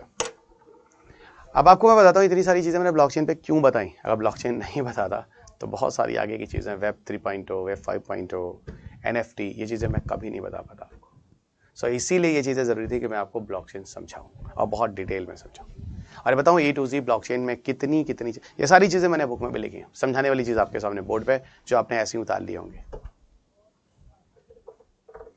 पीयर टू पीयर का मतलब होता है कि सही बंदे से सही बंदे के हाथ में इस तरह की चीज़ें यूज़ की जाती हैं इनक्रप्शन वगैरह के टाइम में। ठीक है सुरजीत, पीयर टू पीयर का मतलब होता है सही बंदे से सही बंदे के हाथ में। आज यानी ऑथेंटिसिटी के लिए एक शब्द का यूज होता है पीयर टू पीयर। किताब में मैंने कई जगह लिखी है पीयर टू पीयर। आप लोग बाकी अपने ग्रुप में और वेस्ट बंगाल में लोगों को बताते हो ना कि यूपीएससी के लिए अच्छी किताब है, इसको पढ़िए, इसमें सारे के सारे, यहाँ तक बंगाल के भी सारे क्वेश्चंस वहीं से आते हैं, है ना। देखिएगा पेपर सेटर वेटर भी देखिएगा, कहीं कभी कभार ऐसा ना हो कि मैं हो ही जाऊँ, इनडायरेक्टली बता रहा हूँ, जरा देखिएगा। ठीक है, तो किताब उताब पढ़ लीजिएगा, क्वेश्चन पेपर क्यों उसी के अंदर रहता है बता दीजिएगा, अगल बगल जो आपके मित्र हैं, दोस्त हैं, पढ़ लीजिए। मैकग्रा-हिल किताब है, 6th एडिशन आई हुई है, अभी जुलाई अगस्त तक आते आते एग्जाम के बाद आपको 7th एडिशन भी आ जाएगी। वही बुक आपको इंस्टीट्यूशन में भी दी जाती है, यहाँ से वही बुक दी गई है, सेम बुक आपको दी गई है मैकग्रा-हिल वाली, आपको सीधा ऑथेंटिक यहाँ की क्वालिटी बुक, जो ये बुक है ना, ये बेस्ट बुक है आपको इंडिया के बता रहा हूँ, जहाँ इंस्टीट्यूशन से आपको दी गई है। सेम मैकग्रा-हिल की सेम बुक आपको यहाँ दी गई है, बस फॉर्मेट थोड़ा सा चेंज कर दिया गया, बड़ी साइज की वो छोटी साइज की होती है। ओके एवरीवन, चलिए अब हम आपको लिए चलते हैं थोड़ी 2-3 चीज़ें और। एक चीज़ आपको बताता हूं जिसको हम कहते हैं साइबर डोम प्रोजेक्ट। छोटा सा 2-3 लाइन है, साइबर डोम प्रोजेक्ट, छोटा सा इसके बारे में बात कर लेते हैं। एक और टॉपिक आता है, इसे कहते हैं साइबर इंश्योरेंस। एक टॉपिक और आता है, इसे कहते हैं साइबर इंश्योरेंस। उसके बाद आपको लिए चलते हैं वेब जनरेशंस, वेब के जनरेशंस पे बात करेंगे, ये वेब पेजेस और उसके जनरेशंस क्या होते हैं। और एक चीज़ और आपको बता देता हूँ NFT के बारे में, जिसे हम कहते हैं non fungible token. NFT that is also called as a non fungible token, वो भी बताऊंगा ये चीज़ क्या होती है, थोड़ा सा रुकिएगा। तो ये सारे के सारे टॉपिक्स हैं जो मैं यहाँ पे आपके साथ कवर करने वाला हूँ।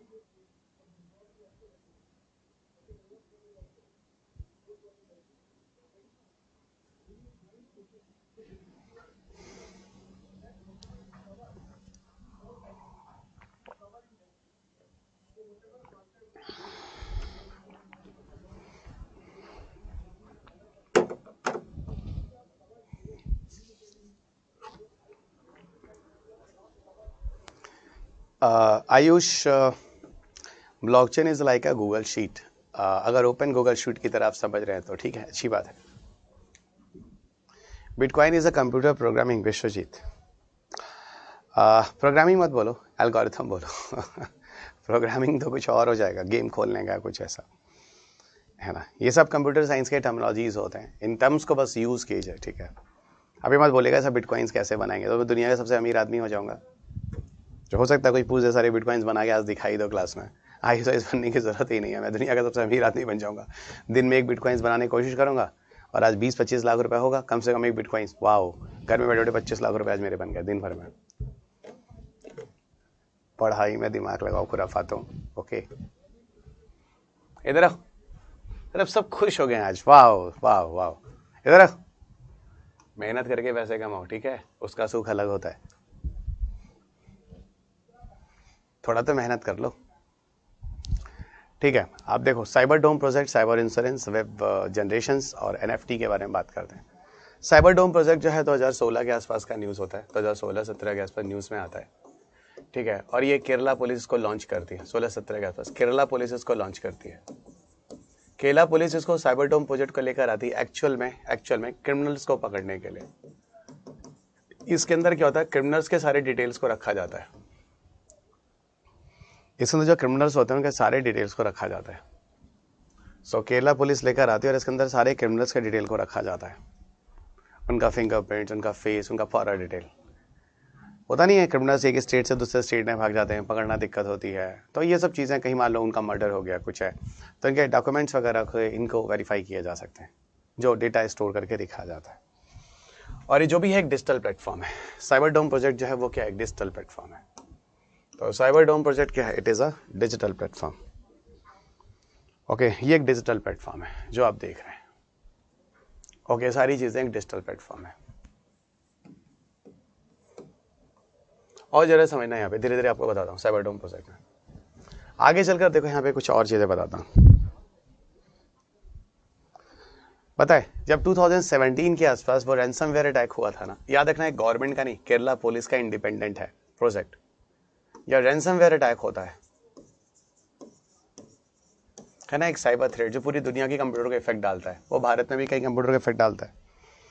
तो वहां पर जो रैंसमवेयर अटैक होता है ना, जो रैंसमवेयर अटैक होता है, वहां पर जो रैंसमवेयर अटैक होता है ना, उस केसेस में मैं आपको बता रहा हूं, ठीक है, बी कंप्यूटर को केरला में बचाता है, काफी लोगों को बचाता है इस तरह के थ्रेट से। तो काफी लोगों को बचाता है इस तरह के थ्रेट से, तो काफी लोगों को वहां पर बचाता है इस तरह के थ्रेट से, ये भी ध्यान रखना। ये सबसे ज्यादा पॉपुलर होता है तब जब ये चाइल्ड पोर्नोग्राफी के अगेंस्ट में काम करता है। चाइल्ड पोर्नोग्राफी के अगेंस्ट में काम करता है। क्या करता है?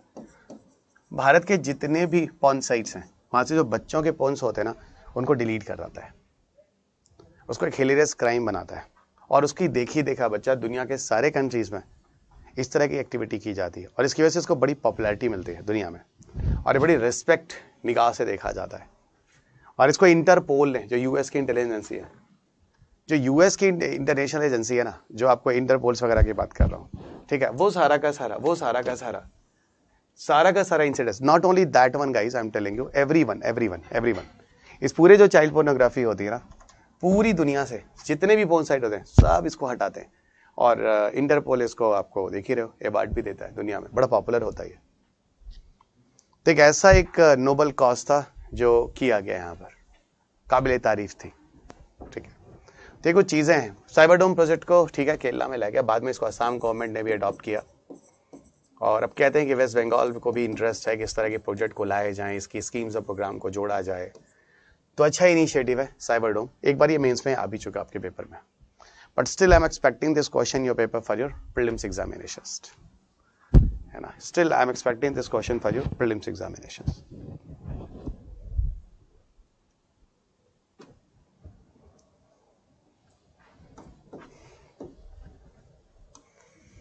अब देखिए कुछ लोग एकदम मतलब इकोनॉमी पर आ ही चुके हैं कि सर से आज इकोनॉमी खत्म ही कर लिया जाए, ठीक है। अब वो ये जानना चाहते हैं डिजिटल करेंसी और बिटकॉइंस में क्या है ना, क्या डिफरेंस है। आइए, बिटकॉइंस एक तरह के डिजिटल करेंसी का टाइप है, एथेरम अथेरम बहुत सारी चीजें होती हैं। चलिए साइबर इंश्योरेंस से बात करते हैं। देखिए जब साइबर थ्रेट्स वगैरह होते हैं ना, तो वहां पर एक कंपनसेशन आपको मिलता है। वो कंपनसेशन तब मिलता है जब आपके पास एक साइबर इंश्योरेंस भी होता है। वो कंपनसेशन आपको तब मिलता है जब आपके पास एक साइबर इंश्योरेंस भी होता है। ओके, जब आपके पास एक साइबर इंश्योरेंस भी होता है, तो साइबर इंश्योरेंस में एक तरह का कंपनसेशन है जो आपको मिलता है यहाँ पे। जैसे हेल्थ इंश्योरेंस में हेल्थ के लिए, लाइफ इंश्योरेंस में लाइफ के लिए मिलता है, साइबर इंश्योरेंस में साइबर थ्रेट्स के लिए मिलता है। और यहाँ पर इतना ही नहीं, इंश्योरेंस जितनी कवर होगा हिसाब से दिया जाएगा। यहाँ पर अगर आपका हार्डवेयर सॉफ्टवेयर इस तरह की चीजें खराब होती है ना,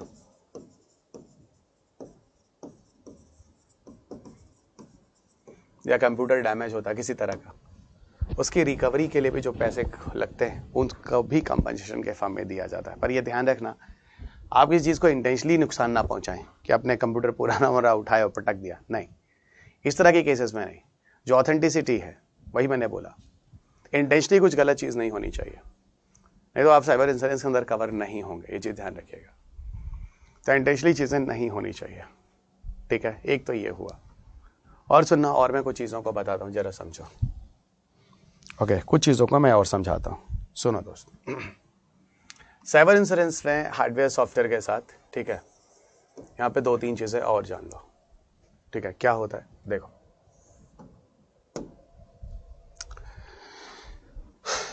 अगर मान लो कोई केस फाइल होता है, किसी लॉयर को अपॉइंट करना होता है, उसके लिए जो खर्चा वर्चा होता है ना, लॉयर या कोई केस फाइल होता है इस तरह का, उस केस से भी जो केस को लड़ने के लिए जो खर्चा होता है, एक्सपेंडिचर होता है, इस तरह की कंपनसेशन भी ये साइबर इंश्योरेंस कंपनी आपको देती है। कुछ साल पहले मैंने देखा था आईसीआईसीआई लैम्बार्ड का मैक्सिमम साइबर इंश्योरेंस कवर जो था वो 5 करोड़ रुपीस था। मैं आज से 2-3 साल पहले की बात बता रहा हूँ, आज कितना है यस डोंट नो, पर डेफिनेटली उससे ज़्यादा ही होगा, कम तो होने का कोई मतलब है नहीं। तो लोग जिनके पास साइबर कंपनीज हैं या हैं, वो लोग साइबर इंश्योरेंस कवर भी लेते हैं अपनी कंपनी के लिए, अपने प्रोडक्ट्स के लिए, इस तरह की चीज़ों को बचाने के लिए। अब हम चलते हैं अगले कंसेप्ट पर जिसको कहते हैं वेब जनरेशंस। आइए, बहुत ही मजेदार टॉपिक है वेब जनरेशन। Web generations. अब वेब जनरेशंस क्या होते हैं जरा समझना। What are the web generations, जरा समझना। आसान सी चीज़ है, इसमें ज़्यादा दिमाग नहीं लगाना।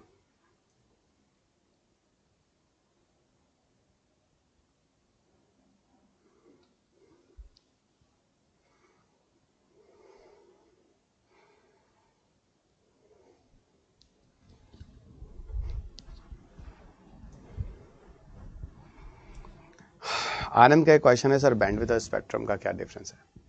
बैंडविड्थ किसी फ्रीक्वेंसी को बोलते हैं, एक इंडिपेंडेंट फ्रीक्वेंसी के लिए बैंडविड्थ बोला जाता है, और एक रेंज ऑफ फ्रीक्वेंसी को हम स्पेक्ट्रम कहते हैं। बैंडविड्थ किसी सर्टेन फ्रीक्वेंसी के लिए टर्म आता है, तो बैंडविड्थ हाई है तो कोई सर्टेन फ्रीक्वेंसी हाई हो गई है, बैंडविड्थ लो है तो कोई सर्टेन फ्रीक्वेंसी लो है, जो आनंद ने क्वेश्चन पूछा है। और स्पेक्ट्रम टर्म एक रेंज ऑफ फ्रीक्वेंसी के लिए होता है, अलग अलग फ्रीक्वेंसी के रेंज के लिए। वेब जनरेशन की बात करते हैं। आप जब किसी वेबसाइट पर जाते हैं, जैसे मान लो फेसबुक पे ही चले जाओ आप, facebook.com, एक पूरा वेबसाइट आपने खोला, यूजर आईडी पासवर्ड डाला, उसके बाद आपका एक पेज खुलता है, उसको हम वेब पेज कहते हैं। तो वेब पेज आप समझ गए ना, वेब किसको हम बोल रहे हैं, उसी पेज को। दुनिया में सबसे पहले जो वेबसाइट वेब पेज आए थे उन्हें वेब 1.0 के नाम से जानते हैं। उन्हें किस नाम से जानते हैं? उन्हें वेब 1.0 के नाम से जानते हैं। बाद में वेब 2.0 आ गया, उसके बाद वेब 3.0 की चर्चा चल ही रही है, 4.0 जैसे शब्द भी आ गए हैं, और आगे भविष्य हम लोग 5.0 की बात कर रहे हैं। तो ये आपके वेब के जनरेशन जो स्क्रीन पे देख रहे हैं, वेब 1.0, 2.0, 3.0, 4.0 और 5.0। ये सारे के सारे वेब के जनरेशन हैं, 1.0, 2.0, 3.0, 4.0 और 5.0। सुनो होता क्या है, समझो जरा।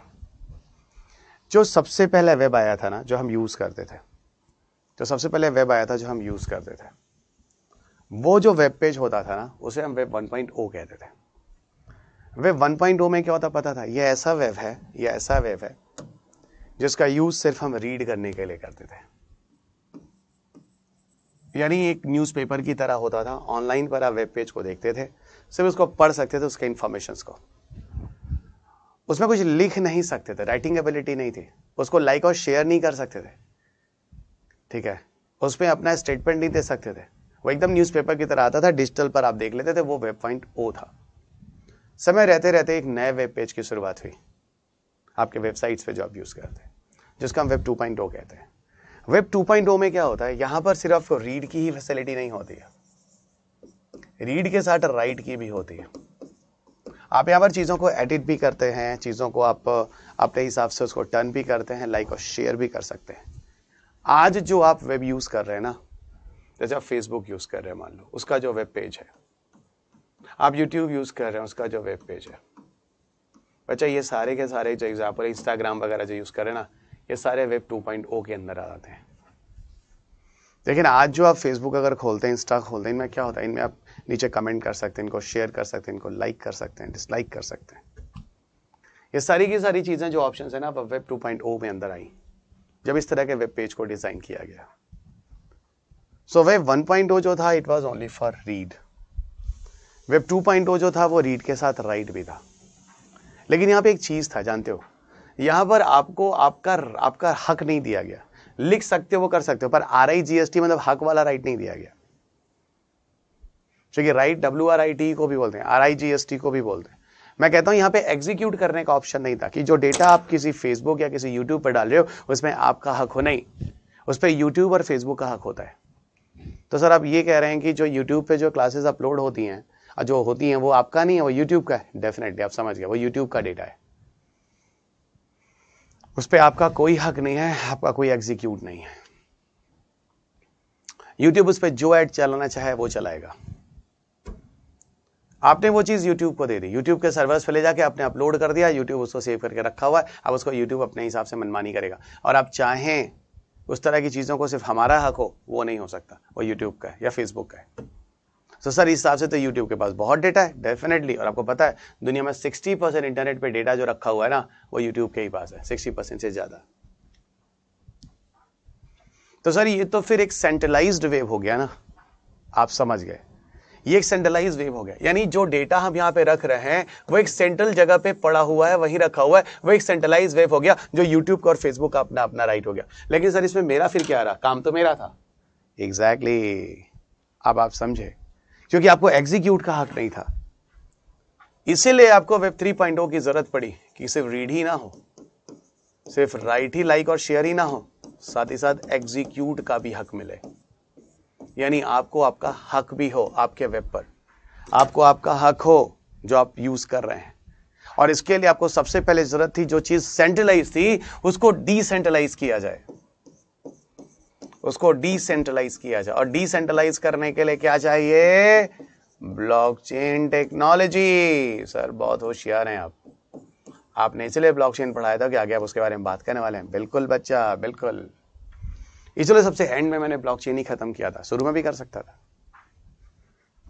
शुरू में ही कर सकता था, पर सबसे अंत में हम लोगों ने बात की ब्लॉकचेन टेक्नोलॉजी। और आप सबको पता, अगर ब्लॉकचेन टेक्नोलॉजी का यूज कर लेंगे, ठीक है, तो ये चीज किसी एक के हाथ में नहीं रह जाएगी, और मैं जिसको चाहूंगा उसको शेयर कर सकता हूं, जब चाहूं शेयर करूं, जब मैं ना करूं। ये मेरा डिसेंट्रलाइजेशन वेब हो जाएगा। तो वेब 3.0 एक तरह से एक डिसेंट्रलाइज वेब है, जहां पर जो राइट होगा वो किसी एक बंदे के पास नहीं होगा, फेसबुक यूट्यूब के पास। वो राइट एक्चुअल वो हमारे डेटा हमारे पास ही होगा, और हम जिसको देना चाहेंगे, जिस हिसाब से करना चाहेंगे, यहाँ एग्जीक्यूट राइट भी मेरा होगा। यही है वेब 3.0। तो सर ये आ गया क्या? नहीं, आगे फ्यूचर का है। सभी कितना टाइम लगेगा? 3 साल 4 साल मान लो।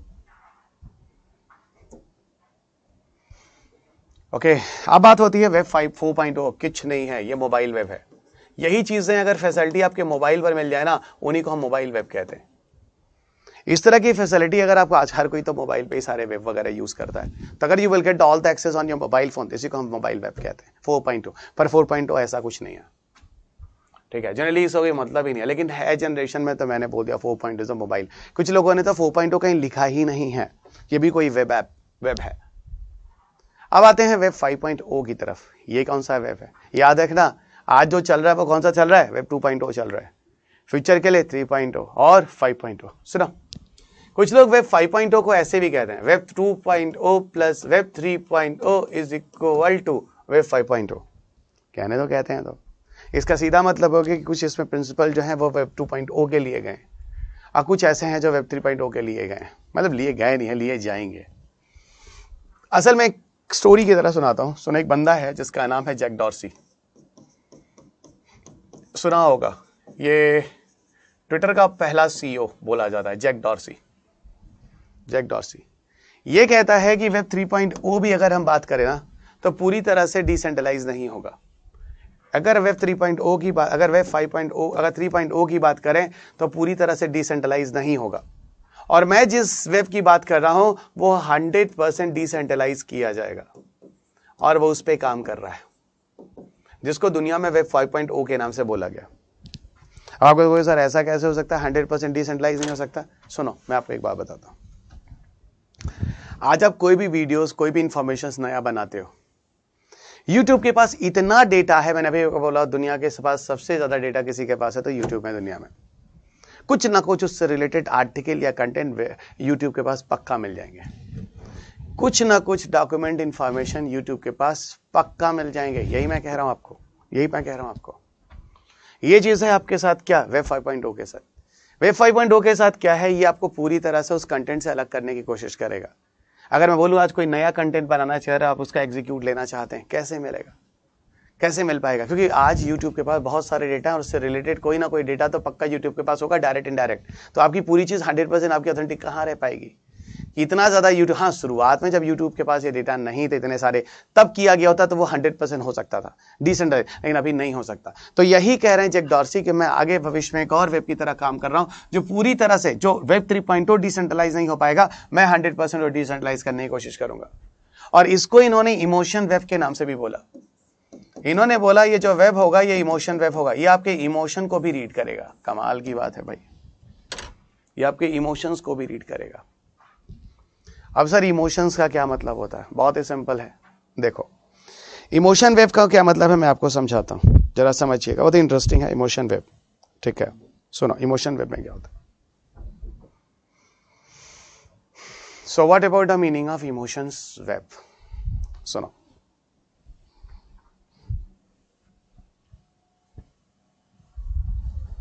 Okay, so what about the meaning of emotions web?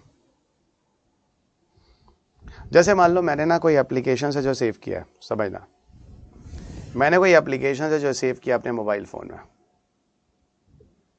और उस एप्लीकेशंस में क्या है जरा समझो।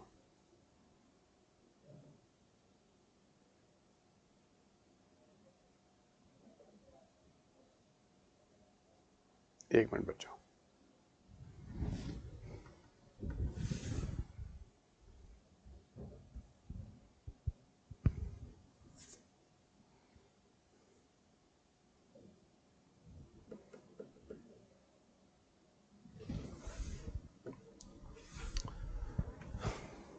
इमोशंस वेब की बात कर रहा था। एग्जाम्पल बताता हूं, उस एग्जाम्पल के थ्रू समझने की कोशिश करना। मान लो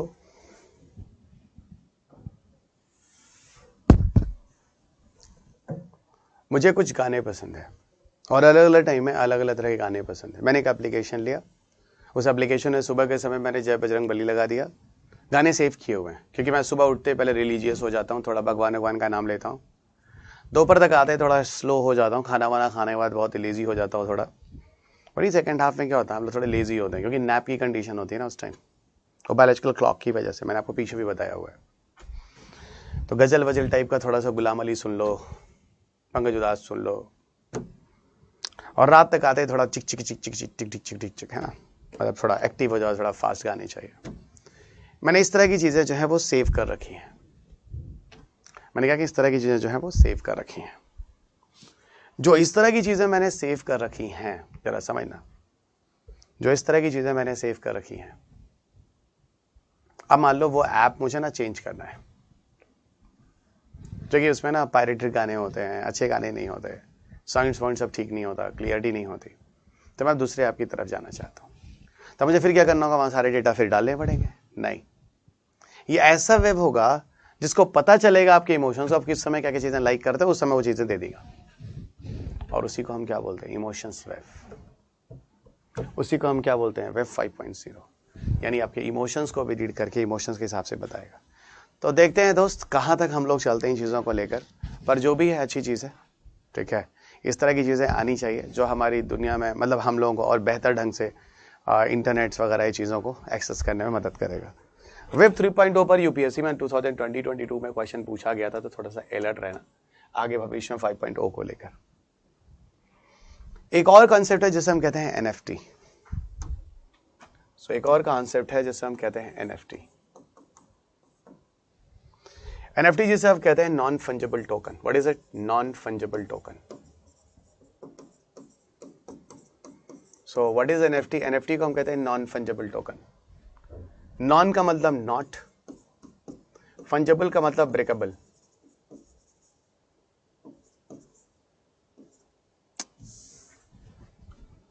non breakable and token means what? Token का मतलब होता है एक आइडेंटिटी, नॉन ब्रेकेबल आइडेंटिटी, यानी एक ऐसी आइडेंटिटी जो बदली नहीं जा सकती, तोड़ी नहीं जा सकती, उसको हम नॉन फंजिबल कहते हैं। सो नॉन फंजिबल का मतलब not breakable. Again repeat, non fungible means not breakable. तो एनएफटी क्या है? एक तरह से नॉन फंजिबल या नॉन ब्रेकेबल की बात हो रही है। लॉजिक क्या है मैं आपको समझाता हूं। ऐसा है, आपको बिटकॉइंस पता है, आपको ब्लॉकचेन पता है, इस एनएफटी में भी कहीं ना कहीं बिटकॉइंस और ब्लॉकचेन से आने वाले हैं। देखिए, मैं आपको ना कुछ चीजें दिखाता हूं, आप जरा देखना, इनके अंत में आपको कंक्लूजन में बहुत सारे आंसर्स मिल जाएंगे। जैक डॉर्सी की फर्स्ट ट्वीट थी,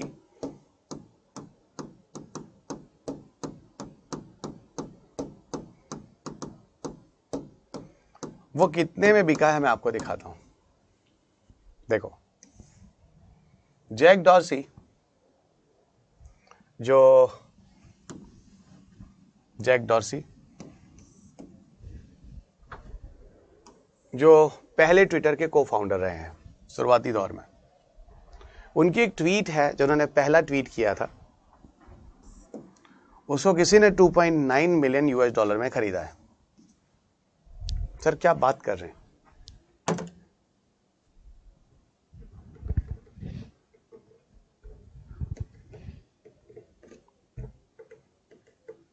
जगन्नाथ, मैंने अभी बोला, अभी तुरंत बोला 20-25 मिनट पहले, चैट जीपीटी के बारे में हम लोग एआई में बात करेंगे। चैट जीपीटी से जुड़ा कोई भी क्वेश्चन मत पूछिए, ठीक है? सिर्फ हमको ये बताइए, अगर आपके पास थोड़ा सा भी दिमाग होता तो आप खुद सोच सकते थे आज हम कौन सा वेब यूज कर रहे हैं। सर वेब 2.0, तो आंसर आप खुद दे रहे हैं।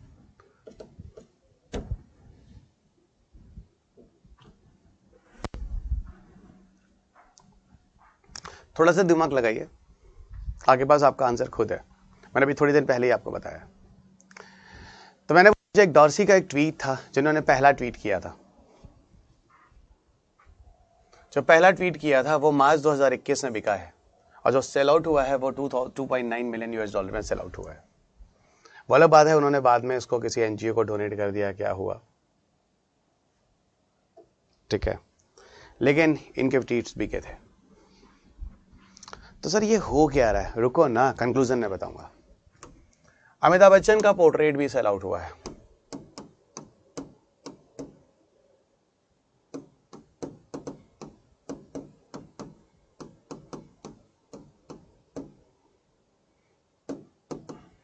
वो आपको दिखाता हूं। अमिताभ बच्चन पोर्ट्रेट एनएफटी, ये देखो, ये करीब 7.18 करोड़ का बिकता है। ये देखो, ये 7.18 करोड़ का बिकता है अमिताभ बच्चन का ये पोर्ट्रेट। देखते जाओ क्या है ये, मैं समझाता जा रहा हूं आपको, समझते जाइएगा। ये एक डॉन मूवी का सीन है जहां पे अमिताभ बच्चन एक थंब दिखाते हैं और दूसरे हाथ में गन लेते हैं। वही अमिताभ बच्चन का कुली वाला पोर्ट्रेट है, बीड़ी पीते हैं और साथ में बिल्ला नंबर 786। शायद आप में से काफी बच्चों ने मूवीज देखी होगी। अमिताभ बच्चन की ये जो फोटोग्राफ है ना, अमिताभ बच्चन की जो फोटोग्राफ है, ये फोटोग्राफ जो है अमिताभ बच्चन की,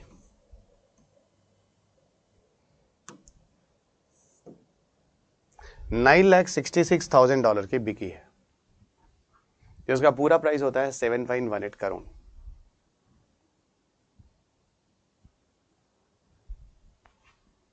ओके, इनमें बिडिंग होती है, बोली लगती है, ठीक है, इन्हें बिडिंग होती है, ठीक है, और इसका एक राइट होता है जो कोई खरीदता है। सर ये कैसा राइट है? डिजिटल राइट है, डिजिटल राइट है। पर सर अगर किसी ने इसको खरीदा थे तो हम भी देख ले रहे हैं, आपका क्वेश्चन होगा। हाँ बिल्कुल, बहुत सही है, लेकिन सुनो, इसका मालिक कोई और ही कहलाएगा। आप देख सकते हैं, अलग बात है, पर ओरिजिनली ये किसी और का है। तो सर ये चल क्या रहा है? हमें लगता है कुछ लोगों के पास इतना पैसा है, कुछ लोगों के पास इतना बड़ा शौक है कि वो ऑनलाइन प्लेटफॉर्म पर भी अपना हक जमाने की कोशिश कर रहे हैं कि अमिताभ बच्चन की ओरिजिनल वाली फोटोग्राफ मेरी है, मैं इसका मालिक हूं। कुछ ऐसा समझिए आप। आपको हमको लग रहा होगा सर इसका ना प्रिंट आउट निकाल के ना हम अपनी दीवार पे लगा लेते हैं। सुनो, आप नहीं, हम भी लगा लेते हैं। आप ही मत आओ, हम भी लगा लेते हैं। ओके, आप ही मत लगाओ, मैं भी लगा लेता हूँ। पर सुनो, उसके मालिक आप नहीं कहलाओगे। और इसको ना बिल्कुल आप एडिट भी नहीं कर सकते, नॉन फंजेबल है, ब्रेकेबल नहीं है। कल को हो सकता है चीज कोई और खरीद के ले जाए। सर ये तो चलो ठीक है, फोटो, वो ट्वीट वाला क्या था? वो भी एक शौक है, वो मेरा हक है, मैंने लिया है उसका। डिजिटल प्लेटफॉर्म पर ये चीजें आती हैं, फिजिकल नहीं है, सारी डिजिटल है। पता है आपको, देखो एक चीज दिखा था अभी, आप और ज्यादा सरप्राइज हो जाओगे। अभी देखो इस समय बहुत सारी एनएफटी की बोलियां चल रही हैं।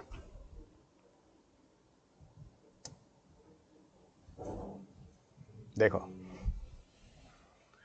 एनएफटी के सेल चल रहे हैं, बहुत सारी चीजें हैं जो बिक रही हैं। शायद कहीं दिख रहा होगा, लेट अस सी। ये देखो, ये सारी बोलियां चल रही हैं, और कितनी बोली है। यहाँ बिटकॉइन से एथरम दिख रहा होगा, ETH, इतने एथरम इज इक्वल टू इतना डॉलर समथिंग लाइक, ऐसे कुछ कर रहा है। सर ये दिखा क्या रहे हो आप? अरे भाई ये सब देखो, ये सब पोर्ट्रेट्स हैं, ये सब पोर्ट्रेट्स हैं सर। तो पोर्ट्रेट्स हम भी बना लेंगे, बना लो, हम कहाँ कह रहे हैं, नहीं सब मालिक तो कोई और है ना, बना के क्या करोगे? तो सर ये चीज़ें बिक रही हैं तो अजीब से अजीब से फोटोग्राफ हैं। थैंक गॉड आप समझ रहे हैं, अब तो समझ गए आप। लेकिन है लोगों को शौक है। कल जो चीज़ें बिकी हैं, ब्लड खत्म हो गया है ना, आज अभी बोली इनकी चल रही है, 3 घंटे से इसकी बोली शुरू हुई है, ordered for the other side. ठीक है, देखो अभी कितनी बोली जा रही, थोड़ी देर बाद फिर जाना इसको रिफ्रेश करना, देखना वैल्यू बदला हुआ आपको मिलेगा। तो डैप रडार पर जाइए, इसको रजिस्टर कीजिए, अपनी चीज़ों को पर एक बात बताओ, कौन तुम्हारी चीज़ खरीदेगा? अब आप सोच रहे हो सर ऐसा करते हैं, आपको सर ऐसा करते कि अगर आप हाँ कुछ बच्चे सोच रहे होंगे है ना, जो मेरी रिस्पेक्ट बहुत करते होंगे, उनको लग रहा है मैं बहुत बड़ा ब्रांड हूँ है ना, काफ़ी लोगों को लगता है, पर ऐसा है नहीं। आप लोग ओवर कॉन्फिडेंस में, मुझे लेकर मैं बड़ा आम आदमी हूँ, चप्पल पहन के, चप्पल पहना है ना, और शर्ट और चेक ऊपर से बाहर की एक पैंट पहना, आम आदमी हूँ। ठीक है, थोड़ा चश्मा वश्मा लग गया थोड़ा, अब थोड़ा खास दिख रहा हूँ कि भाई बड़ा इंटेलिजेंट, ऐसा कुछ नहीं, आँख खराब हो गई यार, उम्र बीत रही है, ऐसे कह लो है ना। देखो आप ही लोग टाइम चश्मा वश्मा में लगा, ऐसा कुछ नहीं है, मैं इसलिए ये बातें बोल रहा हूँ ओके, कि आप में से कुछ लोग कहोगे सर आपकी वीडियो ले लेते हैं, आपकी पिक्चर्स ले लेते हैं और उसको यहीं पे डाल देते हैं। सुनो, मत डालो। पूछो क्यों? मेरे घर वाले नहीं खरीदेंगे। आप छोड़ दो। अरे भाई मैं जैक डॉर्सी हूं, अरे भाई मैं अमिताभ बच्चन हूं। आप समझ रहे मैं कहना क्या चाह रहा हूं? ठीक है, ऐसा कुछ नहीं है। Got it? चलिए, so I think you people understood मैं कहना क्या चाह रहा हूं, ऐसा कुछ नहीं है। पर अंतिम में एक चीज आपसे मैं जरूर सुनना चाहूंगा, आपका कंक्लूजन क्या है एनएफटी को लेकर? आप क्या कहना चाहते हैं? बिल्कुल खुलकर लिखिएगा, आपके सारे चैट्स मेरे सामने आते हैं, खुलकर लिखिएगा, देखें क्या क्या आप सोचते हैं एनएफटी के बारे में अब जानने के बाद। और एनएफटी में भी ब्लॉकचेन टेक्नोलॉजी से, देखो ब्लॉकचेन टेक्नोलॉजी से चीजें सेल आउट हो रही हैं, ये जो अभी पता नहीं कहीं चला गया, देखो एनएफटी वगैरह ना, ये सारे के सारे जो है ना, ये सारे के सारे देखो क्या रेट बढ़ रहा है, क्या रेट कम हो रहा है, ये सारी चीजें जो आपको दिख रही हैं, ये सब कुछ एक ब्लॉकचेन के अंदर कंपनियों ने लोगों को रजिस्टर्ड कर रखा है। यहाँ लोग जाते हैं उस ब्लॉकचेन में, देख रहे होते हैं एक दूसरे को, कौन कहाँ कितनी बोली लगा रहा है, उस हिसाब से उसके रेट बदल रहे हैं।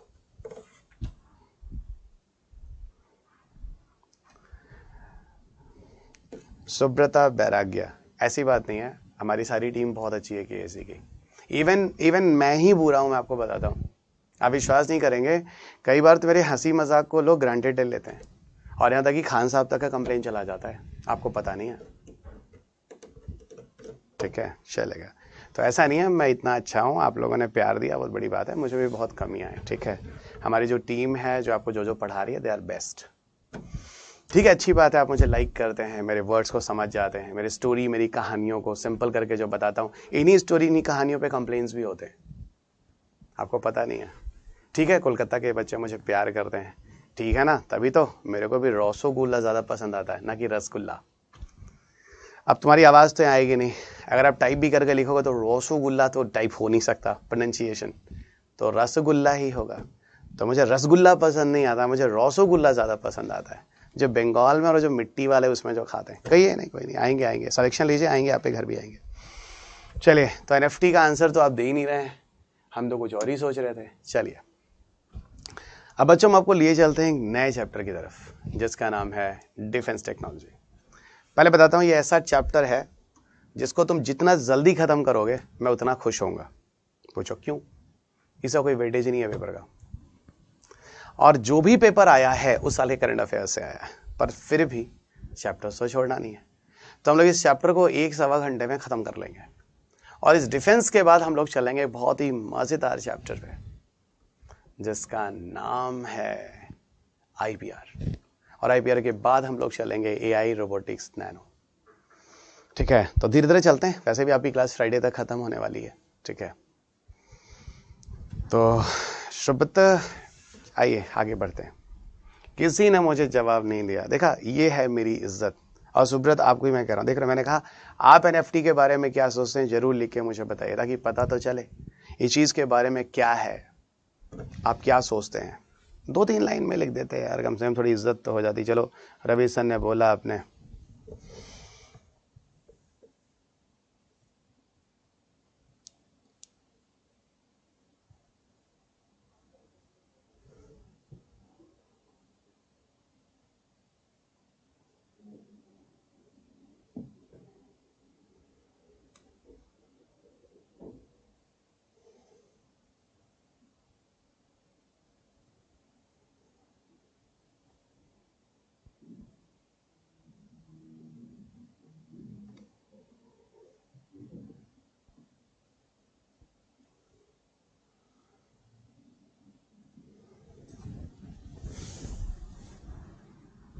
अरे शुभम इतना खुलकर नहीं बोलते बच्चा। My opinion about NFT, the money और स्टूपिडिटी इज डायरेक्टली प्रोपोर्शनल। नहीं नहीं नहीं, ऐसा नहीं बोलते। हम लोग गरीब हैं, हम लोग के लिए पैसे की वैल्यू दिखती है, पर अमिताभ बच्चन और इतने लोगों के पास पैसे हैं, उनके लिए तो शौक बड़ा मैटर करता है ना।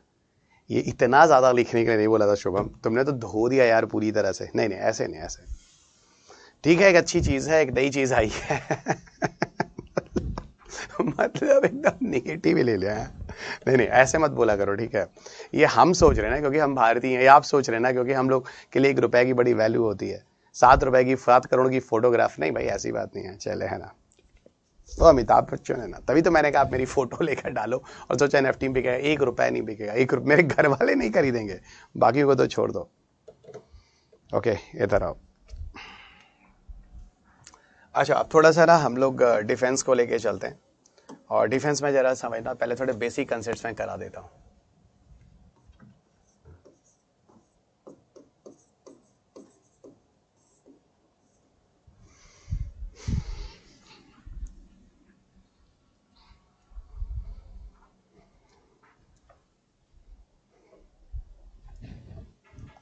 विश्वजीत आपने भी वही काम किया, ऐसे नहीं ऐसे नहीं है।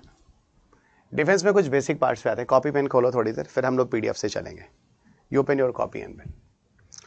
देखो डिफेंस में कुछ बेसिक टर्म्स हैं, और पहले उनको जरा क्लियर कर लेते हैं। Study of missiles on the basis of various parameters, give heading. Study of missile on the basis of various parameters. Study of missile on the basis of various parameters. Bitcoin is said to be misused by terrorism as identity remains unknown. Sir, can you explain this? हो सकता है, possibilities are there, possibility हो सकती है, don't worry.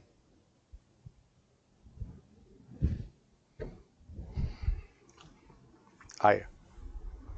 A different parameter for the study of missile. Give a heading.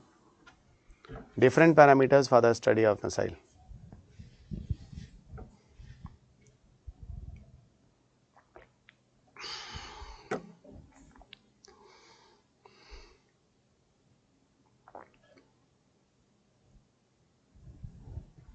What is the guarantee of benefit of NFT? आनंद, कोई guarantee नहीं है, कोई गारंटी नहीं है। पर आजकल ये जो बड़े बड़े लोग हैं वो लोग डिजिटल प्लेटफॉर्म पे भी अपने डिजिटल पोर्ट्रेट्स वगैरह को बेचना शुरू कर चुके हैं। Hi, different parameters for the study of missile. Study of missile on the basis of nature. पहले बात करते हैं study of missile on the basis of nature. Study of missile on the basis of nature, यहां 2 चीजें आती हैं। एक जिसे हम कहते हैं बैलिस्टिक, और दूसरा जिसे कहते हैं cruise missile. So on the basis of nature 2 चीजें आती हैं, एक जिसे हम कहते हैं बैलिस्टिक मिसाइल, और दूसरा जिसे हम कहते हैं क्रूज मिसाइल।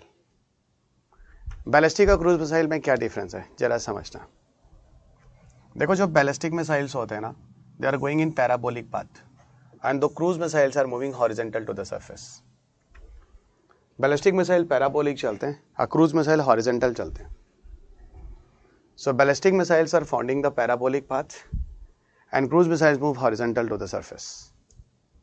जो बैलिस्टिक मिसाइल है, सो मैक्सिमम डिस्टेंस जो देखो अग्नि जैसे, अग्नि 3, जिसकी डिस्टेंस 3500 किलोमीटर मैक्सिमम बोलो। अब आप बोलोगे अग्नि 4, अग्नि 5 का भी सक्सेसफुल टेस्ट हो चुका है। हाँ टेस्ट हुआ है बच्चा, इंटीग्रेट नहीं हुआ है।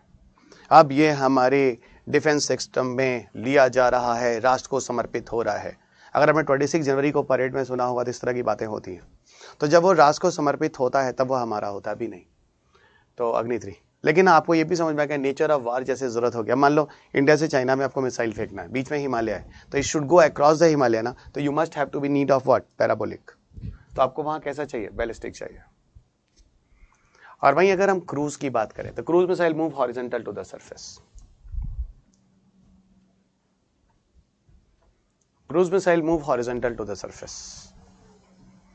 So cruise missile move horizontal to the surface. इसको जरा समझना। भारत के पास जो सबसे ज्यादा दूरी का जो क्रूज मिसाइल है ना, वह है निर्भय। वो है निर्भय 1000 किलोमीटर। और दूसरा जो सेकंड पे है दैट इज अ ब्रह्मोस। तो पहला है निर्भय और दूसरा है ब्रह्मोस। ब्रह्मोस की जो दूरी है वो है 290 किलोमीटर।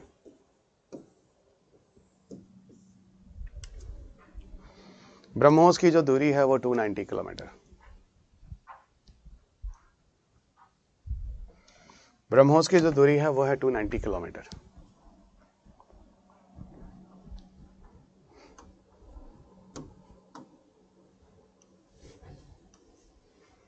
सो नेचर वाइज जो मिसाइल है दो है, एक बैलिस्टिक है, क्रूज है। ओके, ये हो गए। दूसरा study of missile on the basis of distance, second parameter, study of missile on the basis of distance.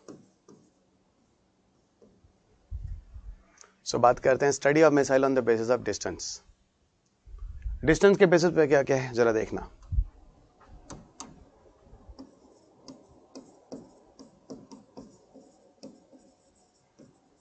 Short range missile,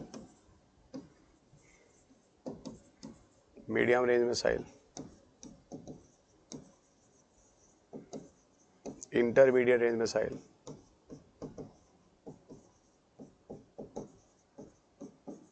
intercontinental missile.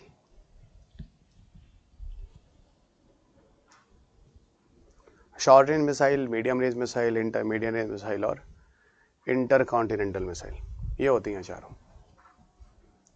Short range missile वो होते हैं जिसकी दूरी जो होती है ना वो लगभग 0 किलोमीटर से लेकर 500 किलोमीटर तक होती है। 500 किलोमीटर से प्लस और अप टू 2000 किलोमीटर तक की जो दूरी होती है बच्चा, उसको हम बोलते हैं दैट इज मीडियम रेंज। और 2000 प्लस से लेकर 5000 किलोमीटर तक की जो दूरी होती है उसे हम कहते हैं इंटरमीडिएट। और 5000 या कहीं कहीं 5500 भी लिखेगा, उसके ऊपर का जो प्लस होता है उसको हम कहते हैं intercontinental, that is a intercontinental. So short range, medium range, intermediate range, intercontinental, ये सारे के सारे जो आपकी स्क्रीन पे आपको दिख रहे हैं। ओके, जो आपकी स्क्रीन पे आपको दिख रहे हैं डिस्टेंस वाइज। सो नेचर हो गया, डिस्टेंस हो गया। Study of missile on the basis of launch, तीसरा पैरामीटर आते हैं study of missile on the basis of launch.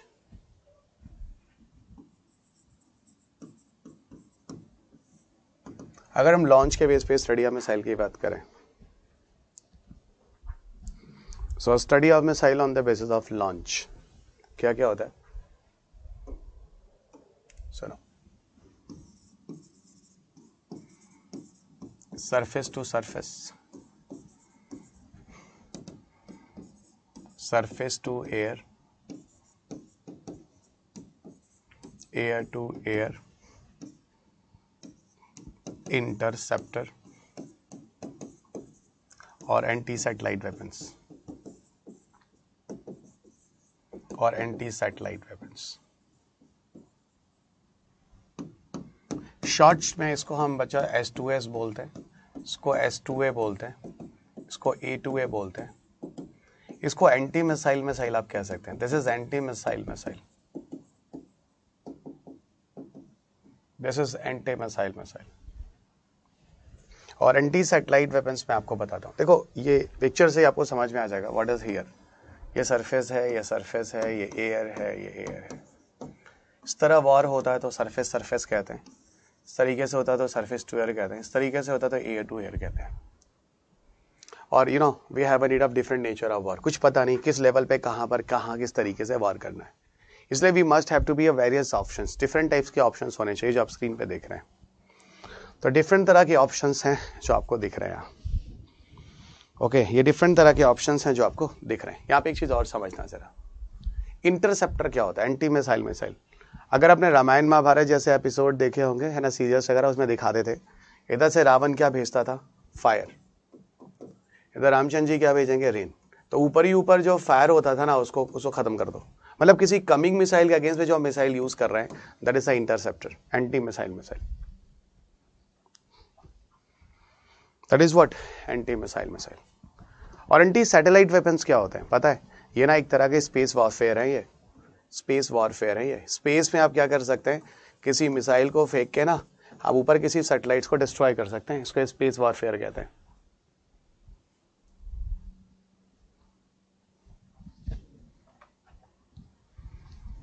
Okay, इसको कहते हैं स्पेस वॉरफेयर। जैसे इंडिया ने एक डेवलप किया था मिशन शक्ति,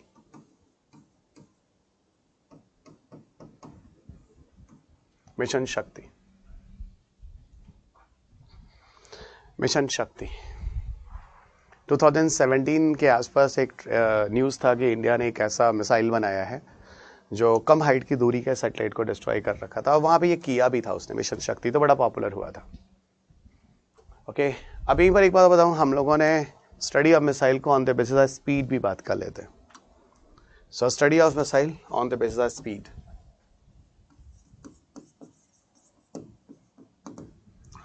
सो study of missile on the basis of speed अगर हम बात करें तो ये आपको मैंने बताया है at the time of discussion of jet engine नहीं बताया, at the time of discussion of MTCR ही बताया। क्या बताया है, याद होगा, सबसोनिक, दूसरा मैंने बताया है सुपरसोनिक, और तीसरा बोला है hypersonic. I hope you guys remember this all the terms, I already spoken you earlier. Subsonic, supersonic, hypersonic. और बता देना 1 mach is equal to 332 metre per second. 1 mach is equal to 332 metre per second. Subsonic जिसकी speed जो होती है वो है ना लेस देन 1 मैक होती है। 1 Mach plus up to 5 Mach, ये सुपरसोनिक है। और 5 मैक प्लस जो होता है वो होता है हाइपरसोनिक। जो 5 मैक प्लस होता है उसे कहते हैं हाइपरसोनिक।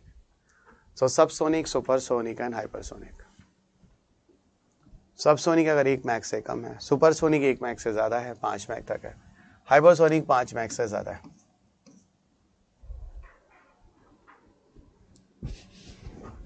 पांच मैक से ज्यादा, ठीक है। ये चीजें याद रखना, इन्हीं बेसिस पर हम लोग आगे बात करने वाले। और एक बात और बता दूं, जो वॉरहेड्स होते हैं ना, वॉरहेड्स हिंदी में गोला बारूद जिसे कहते हो, ये 2 तरह के हो सकते हैं। कन्वेंशनल भी हो सकते हैं, नॉर्मल वॉरहेड्स, और न्यूक्लियर भी हो सकता है, यानी सीधा का सीधा एटम बम भी हो सकता है। सो दोनों तरह के वॉरहेड हो सकते हैं। पहला कन्वेंशनल वॉरहेड और दूसरा nuclear warhead. So one is the conventional warhead and second is the nuclear warheads. Nuclear warheads में जहां पे एटम बम वगैरह की बात होती है। अब ये सारे के सारे बेसिक कंसेप्ट के बेस पे ना, अब मैं आपको पूरा का पूरा न्यूक्लियर एनर्जी पढ़ाने जा रहा हूँ, सॉरी डिफेंस पढ़ाने जा रहा हूँ। ये जो PDF दिया था खोलो तो, everybody open open open open, और इसको खत्म करना है। इसके बाद IPR पे जाना है, ठीक है। मेन जो चैप्टर थे 3 बड़े हो गए, एक और चैप्टर इसमें थोड़ा टाइम लगना था, पार्टिकल फिजिक्स, पर कोई नहीं, वो भी कवर हो जाएगा धीरे धीरे। ओके, धीरे धीरे वो भी कवर हो जाएगा। आप जरा अपना PDF खोल लो फटाफट। एवरीबडी ओपन योर PDF को लेके मैं धीरे धीरे चल रहा हूँ, धीरे धीरे पास कर रहा हूँ, आप चलते चलेगा।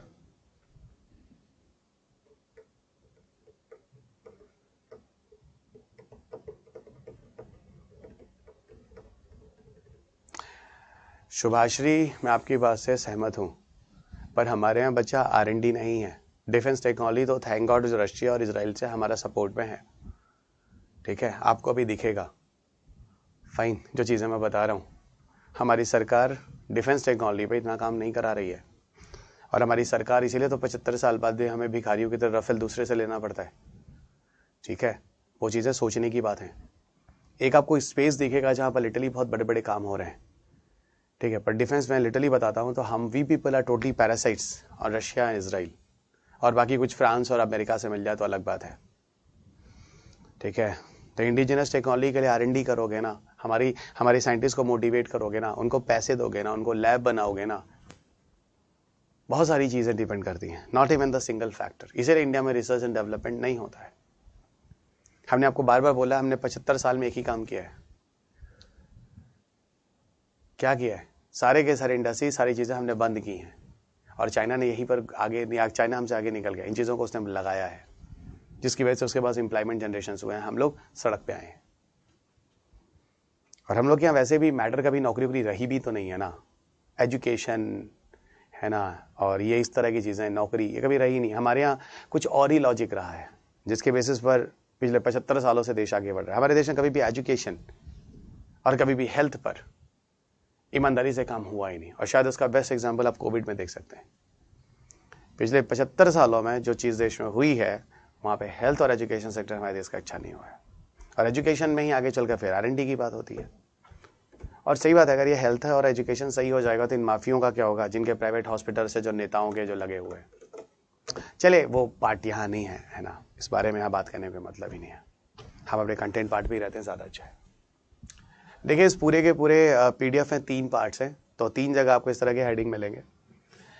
बेसिक्स वगैरह हो ही गए, सीधा हम आते हैं आपको DRDO की तरफ लेते चलते हैं। सारे बेसिक्स मैंने आपको करा दिए, इनमें ज़्यादा समय नहीं देंगे, 1 से सवा घंटे में से ख़त्म करेंगे। रीज़न मैंने आपको बता दिया है, क्यों नहीं, रीज़न नहीं बताया, सॉरी। देखो, इस पे जो क्वेश्चंस आते हैं आपके पेपर में, वो करंट्स पे आते हैं, अगर कभी आए तो। और ये पूरे के पूरे 11 चैप्टर में सबसे कम इंपॉर्टेंट चैप्टर है, लीस्ट इंपॉर्टेंट। पर फिर भी एज अ UPSC एस्पिरेंट आपको बहुत कुछ जानना चाहिए डिफेंस में।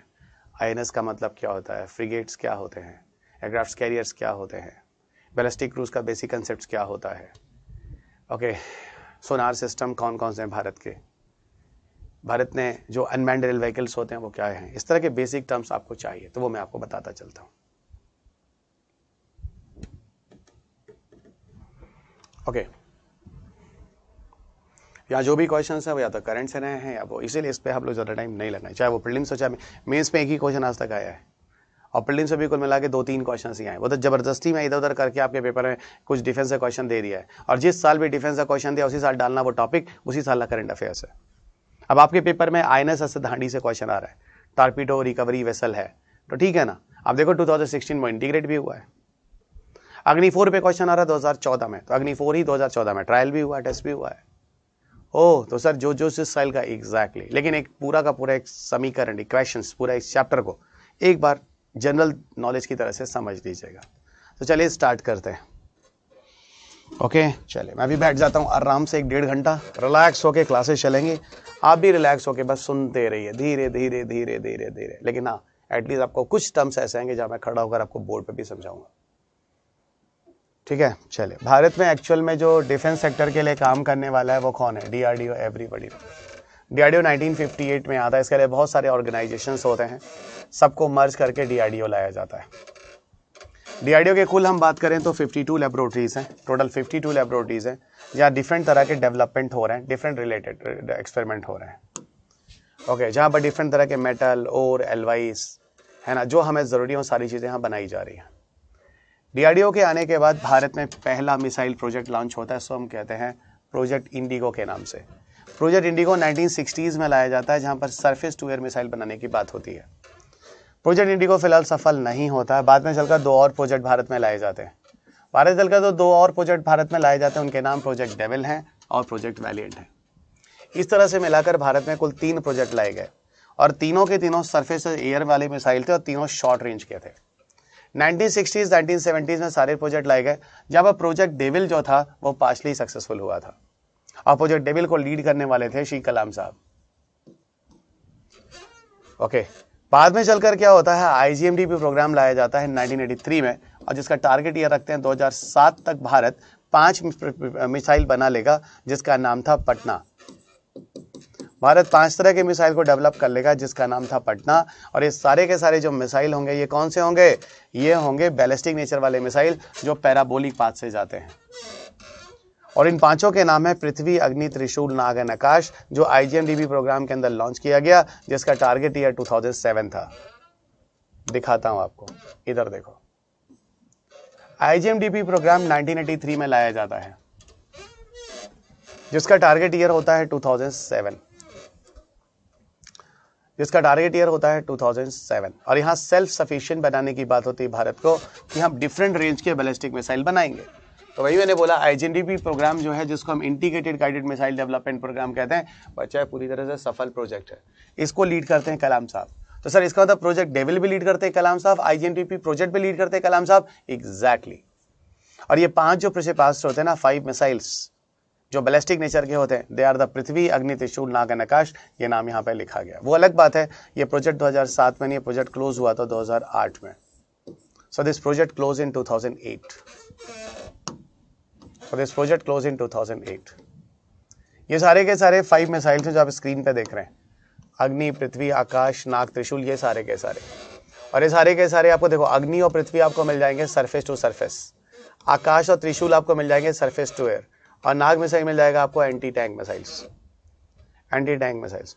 7 मई 2008 को ये प्रोजेक्ट क्लोज होता है। और ये कहा जाता है कि हम लोग डिफरेंट कंट्रीज की मदद से, फॉरेन पार्टनरशिप की मदद से इन मिसाइल्स के अपडेट करते रहेंगे, यानी इनको और ज़्यादा अपडेट और ज़्यादा इंप्रूव किया जाएगा। बिल्कुल रुकेंगे थोड़ी ना कुछ नए अपडेशंस भी चलते रहेंगे।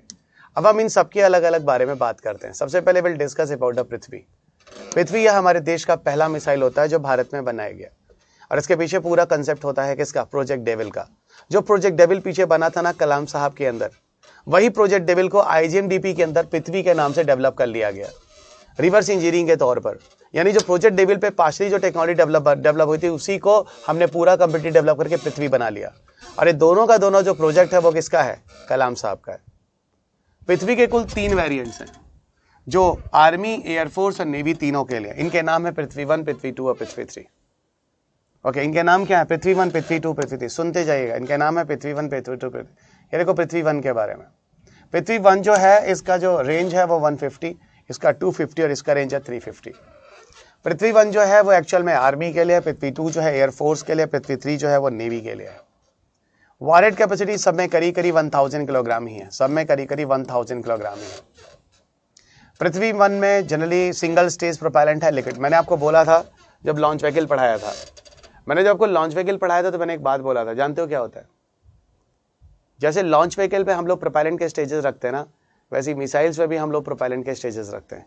और ये हैं प्रोपेलेंट के स्टेजेस जो मिसाइल, क्योंकि मिसाइल को भी बहुत दूर तक जाना होता है और मिसाइल को भी बहुत ज़्यादा वेट ले जाना होता है। ओके, इसीलिए वहाँ पे भी प्रोपेलेंट, और यहाँ पे भी प्रोपेलेंट के डिफरेंट स्टेजेस होते हैं। आर्मी वर्जन का जो पृथ्वी 1 है वो जनरली प्रहार जो होगा वो इसको रिप्लेस करेगा। ये सिंगल स्टेज का लिक्विड है, ये 2 स्टेज का लिक्विड और लिक्विड है। और वहीं पर जब हम नेवल वर्जन की बात करते हैं तो वहाँ पर पहले स्टेज में सॉलिड और दूसरे स्टेज में लिक्विड की बात होती है। यहीं पर अगला मिसाइल आता है, इसको हम कहते हैं प्रद्युम्न और धनुष। ठीक है, प्रद्युम्न और धनुष जो होते हैं यही पृथ्वी के और इंप्रूव वर्जन हैं जो आगे भविष्य में हम लोग करने वाले हैं। एयरफोर्स का प्रद्युम्न होगा और नेवी का जो होगा पृथ्वी को इंप्रूव करके धनुष बनाने की बात कर रहे हैं। अगला है त्रिशूल मिसाइल। त्रिशूल मिसाइल जो है वो शॉर्ट रेंज। अब शॉर्ट रेंज में फट से आप समझ सकते हैं 0 to 500 किलोमीटर की बात होती है। शॉर्ट रेंज है, सरफेस टू एयर मिसाइल है, रेंज 9 to 12 किलोमीटर है। और इसका वॉरहेड कैपेसिटी जो है 5.5, 15, 130 किलोग्राम। कुछ भी अलग अलग तरह ट्रायल किया गया, अलग अलग वेट को लेकर गया है, इनमें से कुछ भी हो सकता है। इस प्रोजेक्ट को पूरी तरह से क्लोज करके कहा जा रहा है आगे भविष्य में मैत्री लाएंगे, लेकिन मैत्री को लेके भी हम कंफ्यूज हैं। ऐसा सुनने में नहीं आ रहा है कि इसको हम बना रहे हैं। नाग मिसाइल एक ऐसा मिसाइल है जो कि एंटी टैंक मिसाइल कहलाता है। इसी को हम फायर एंड फॉगेट भी कहते हैं, हीट सीक भी कहते हैं।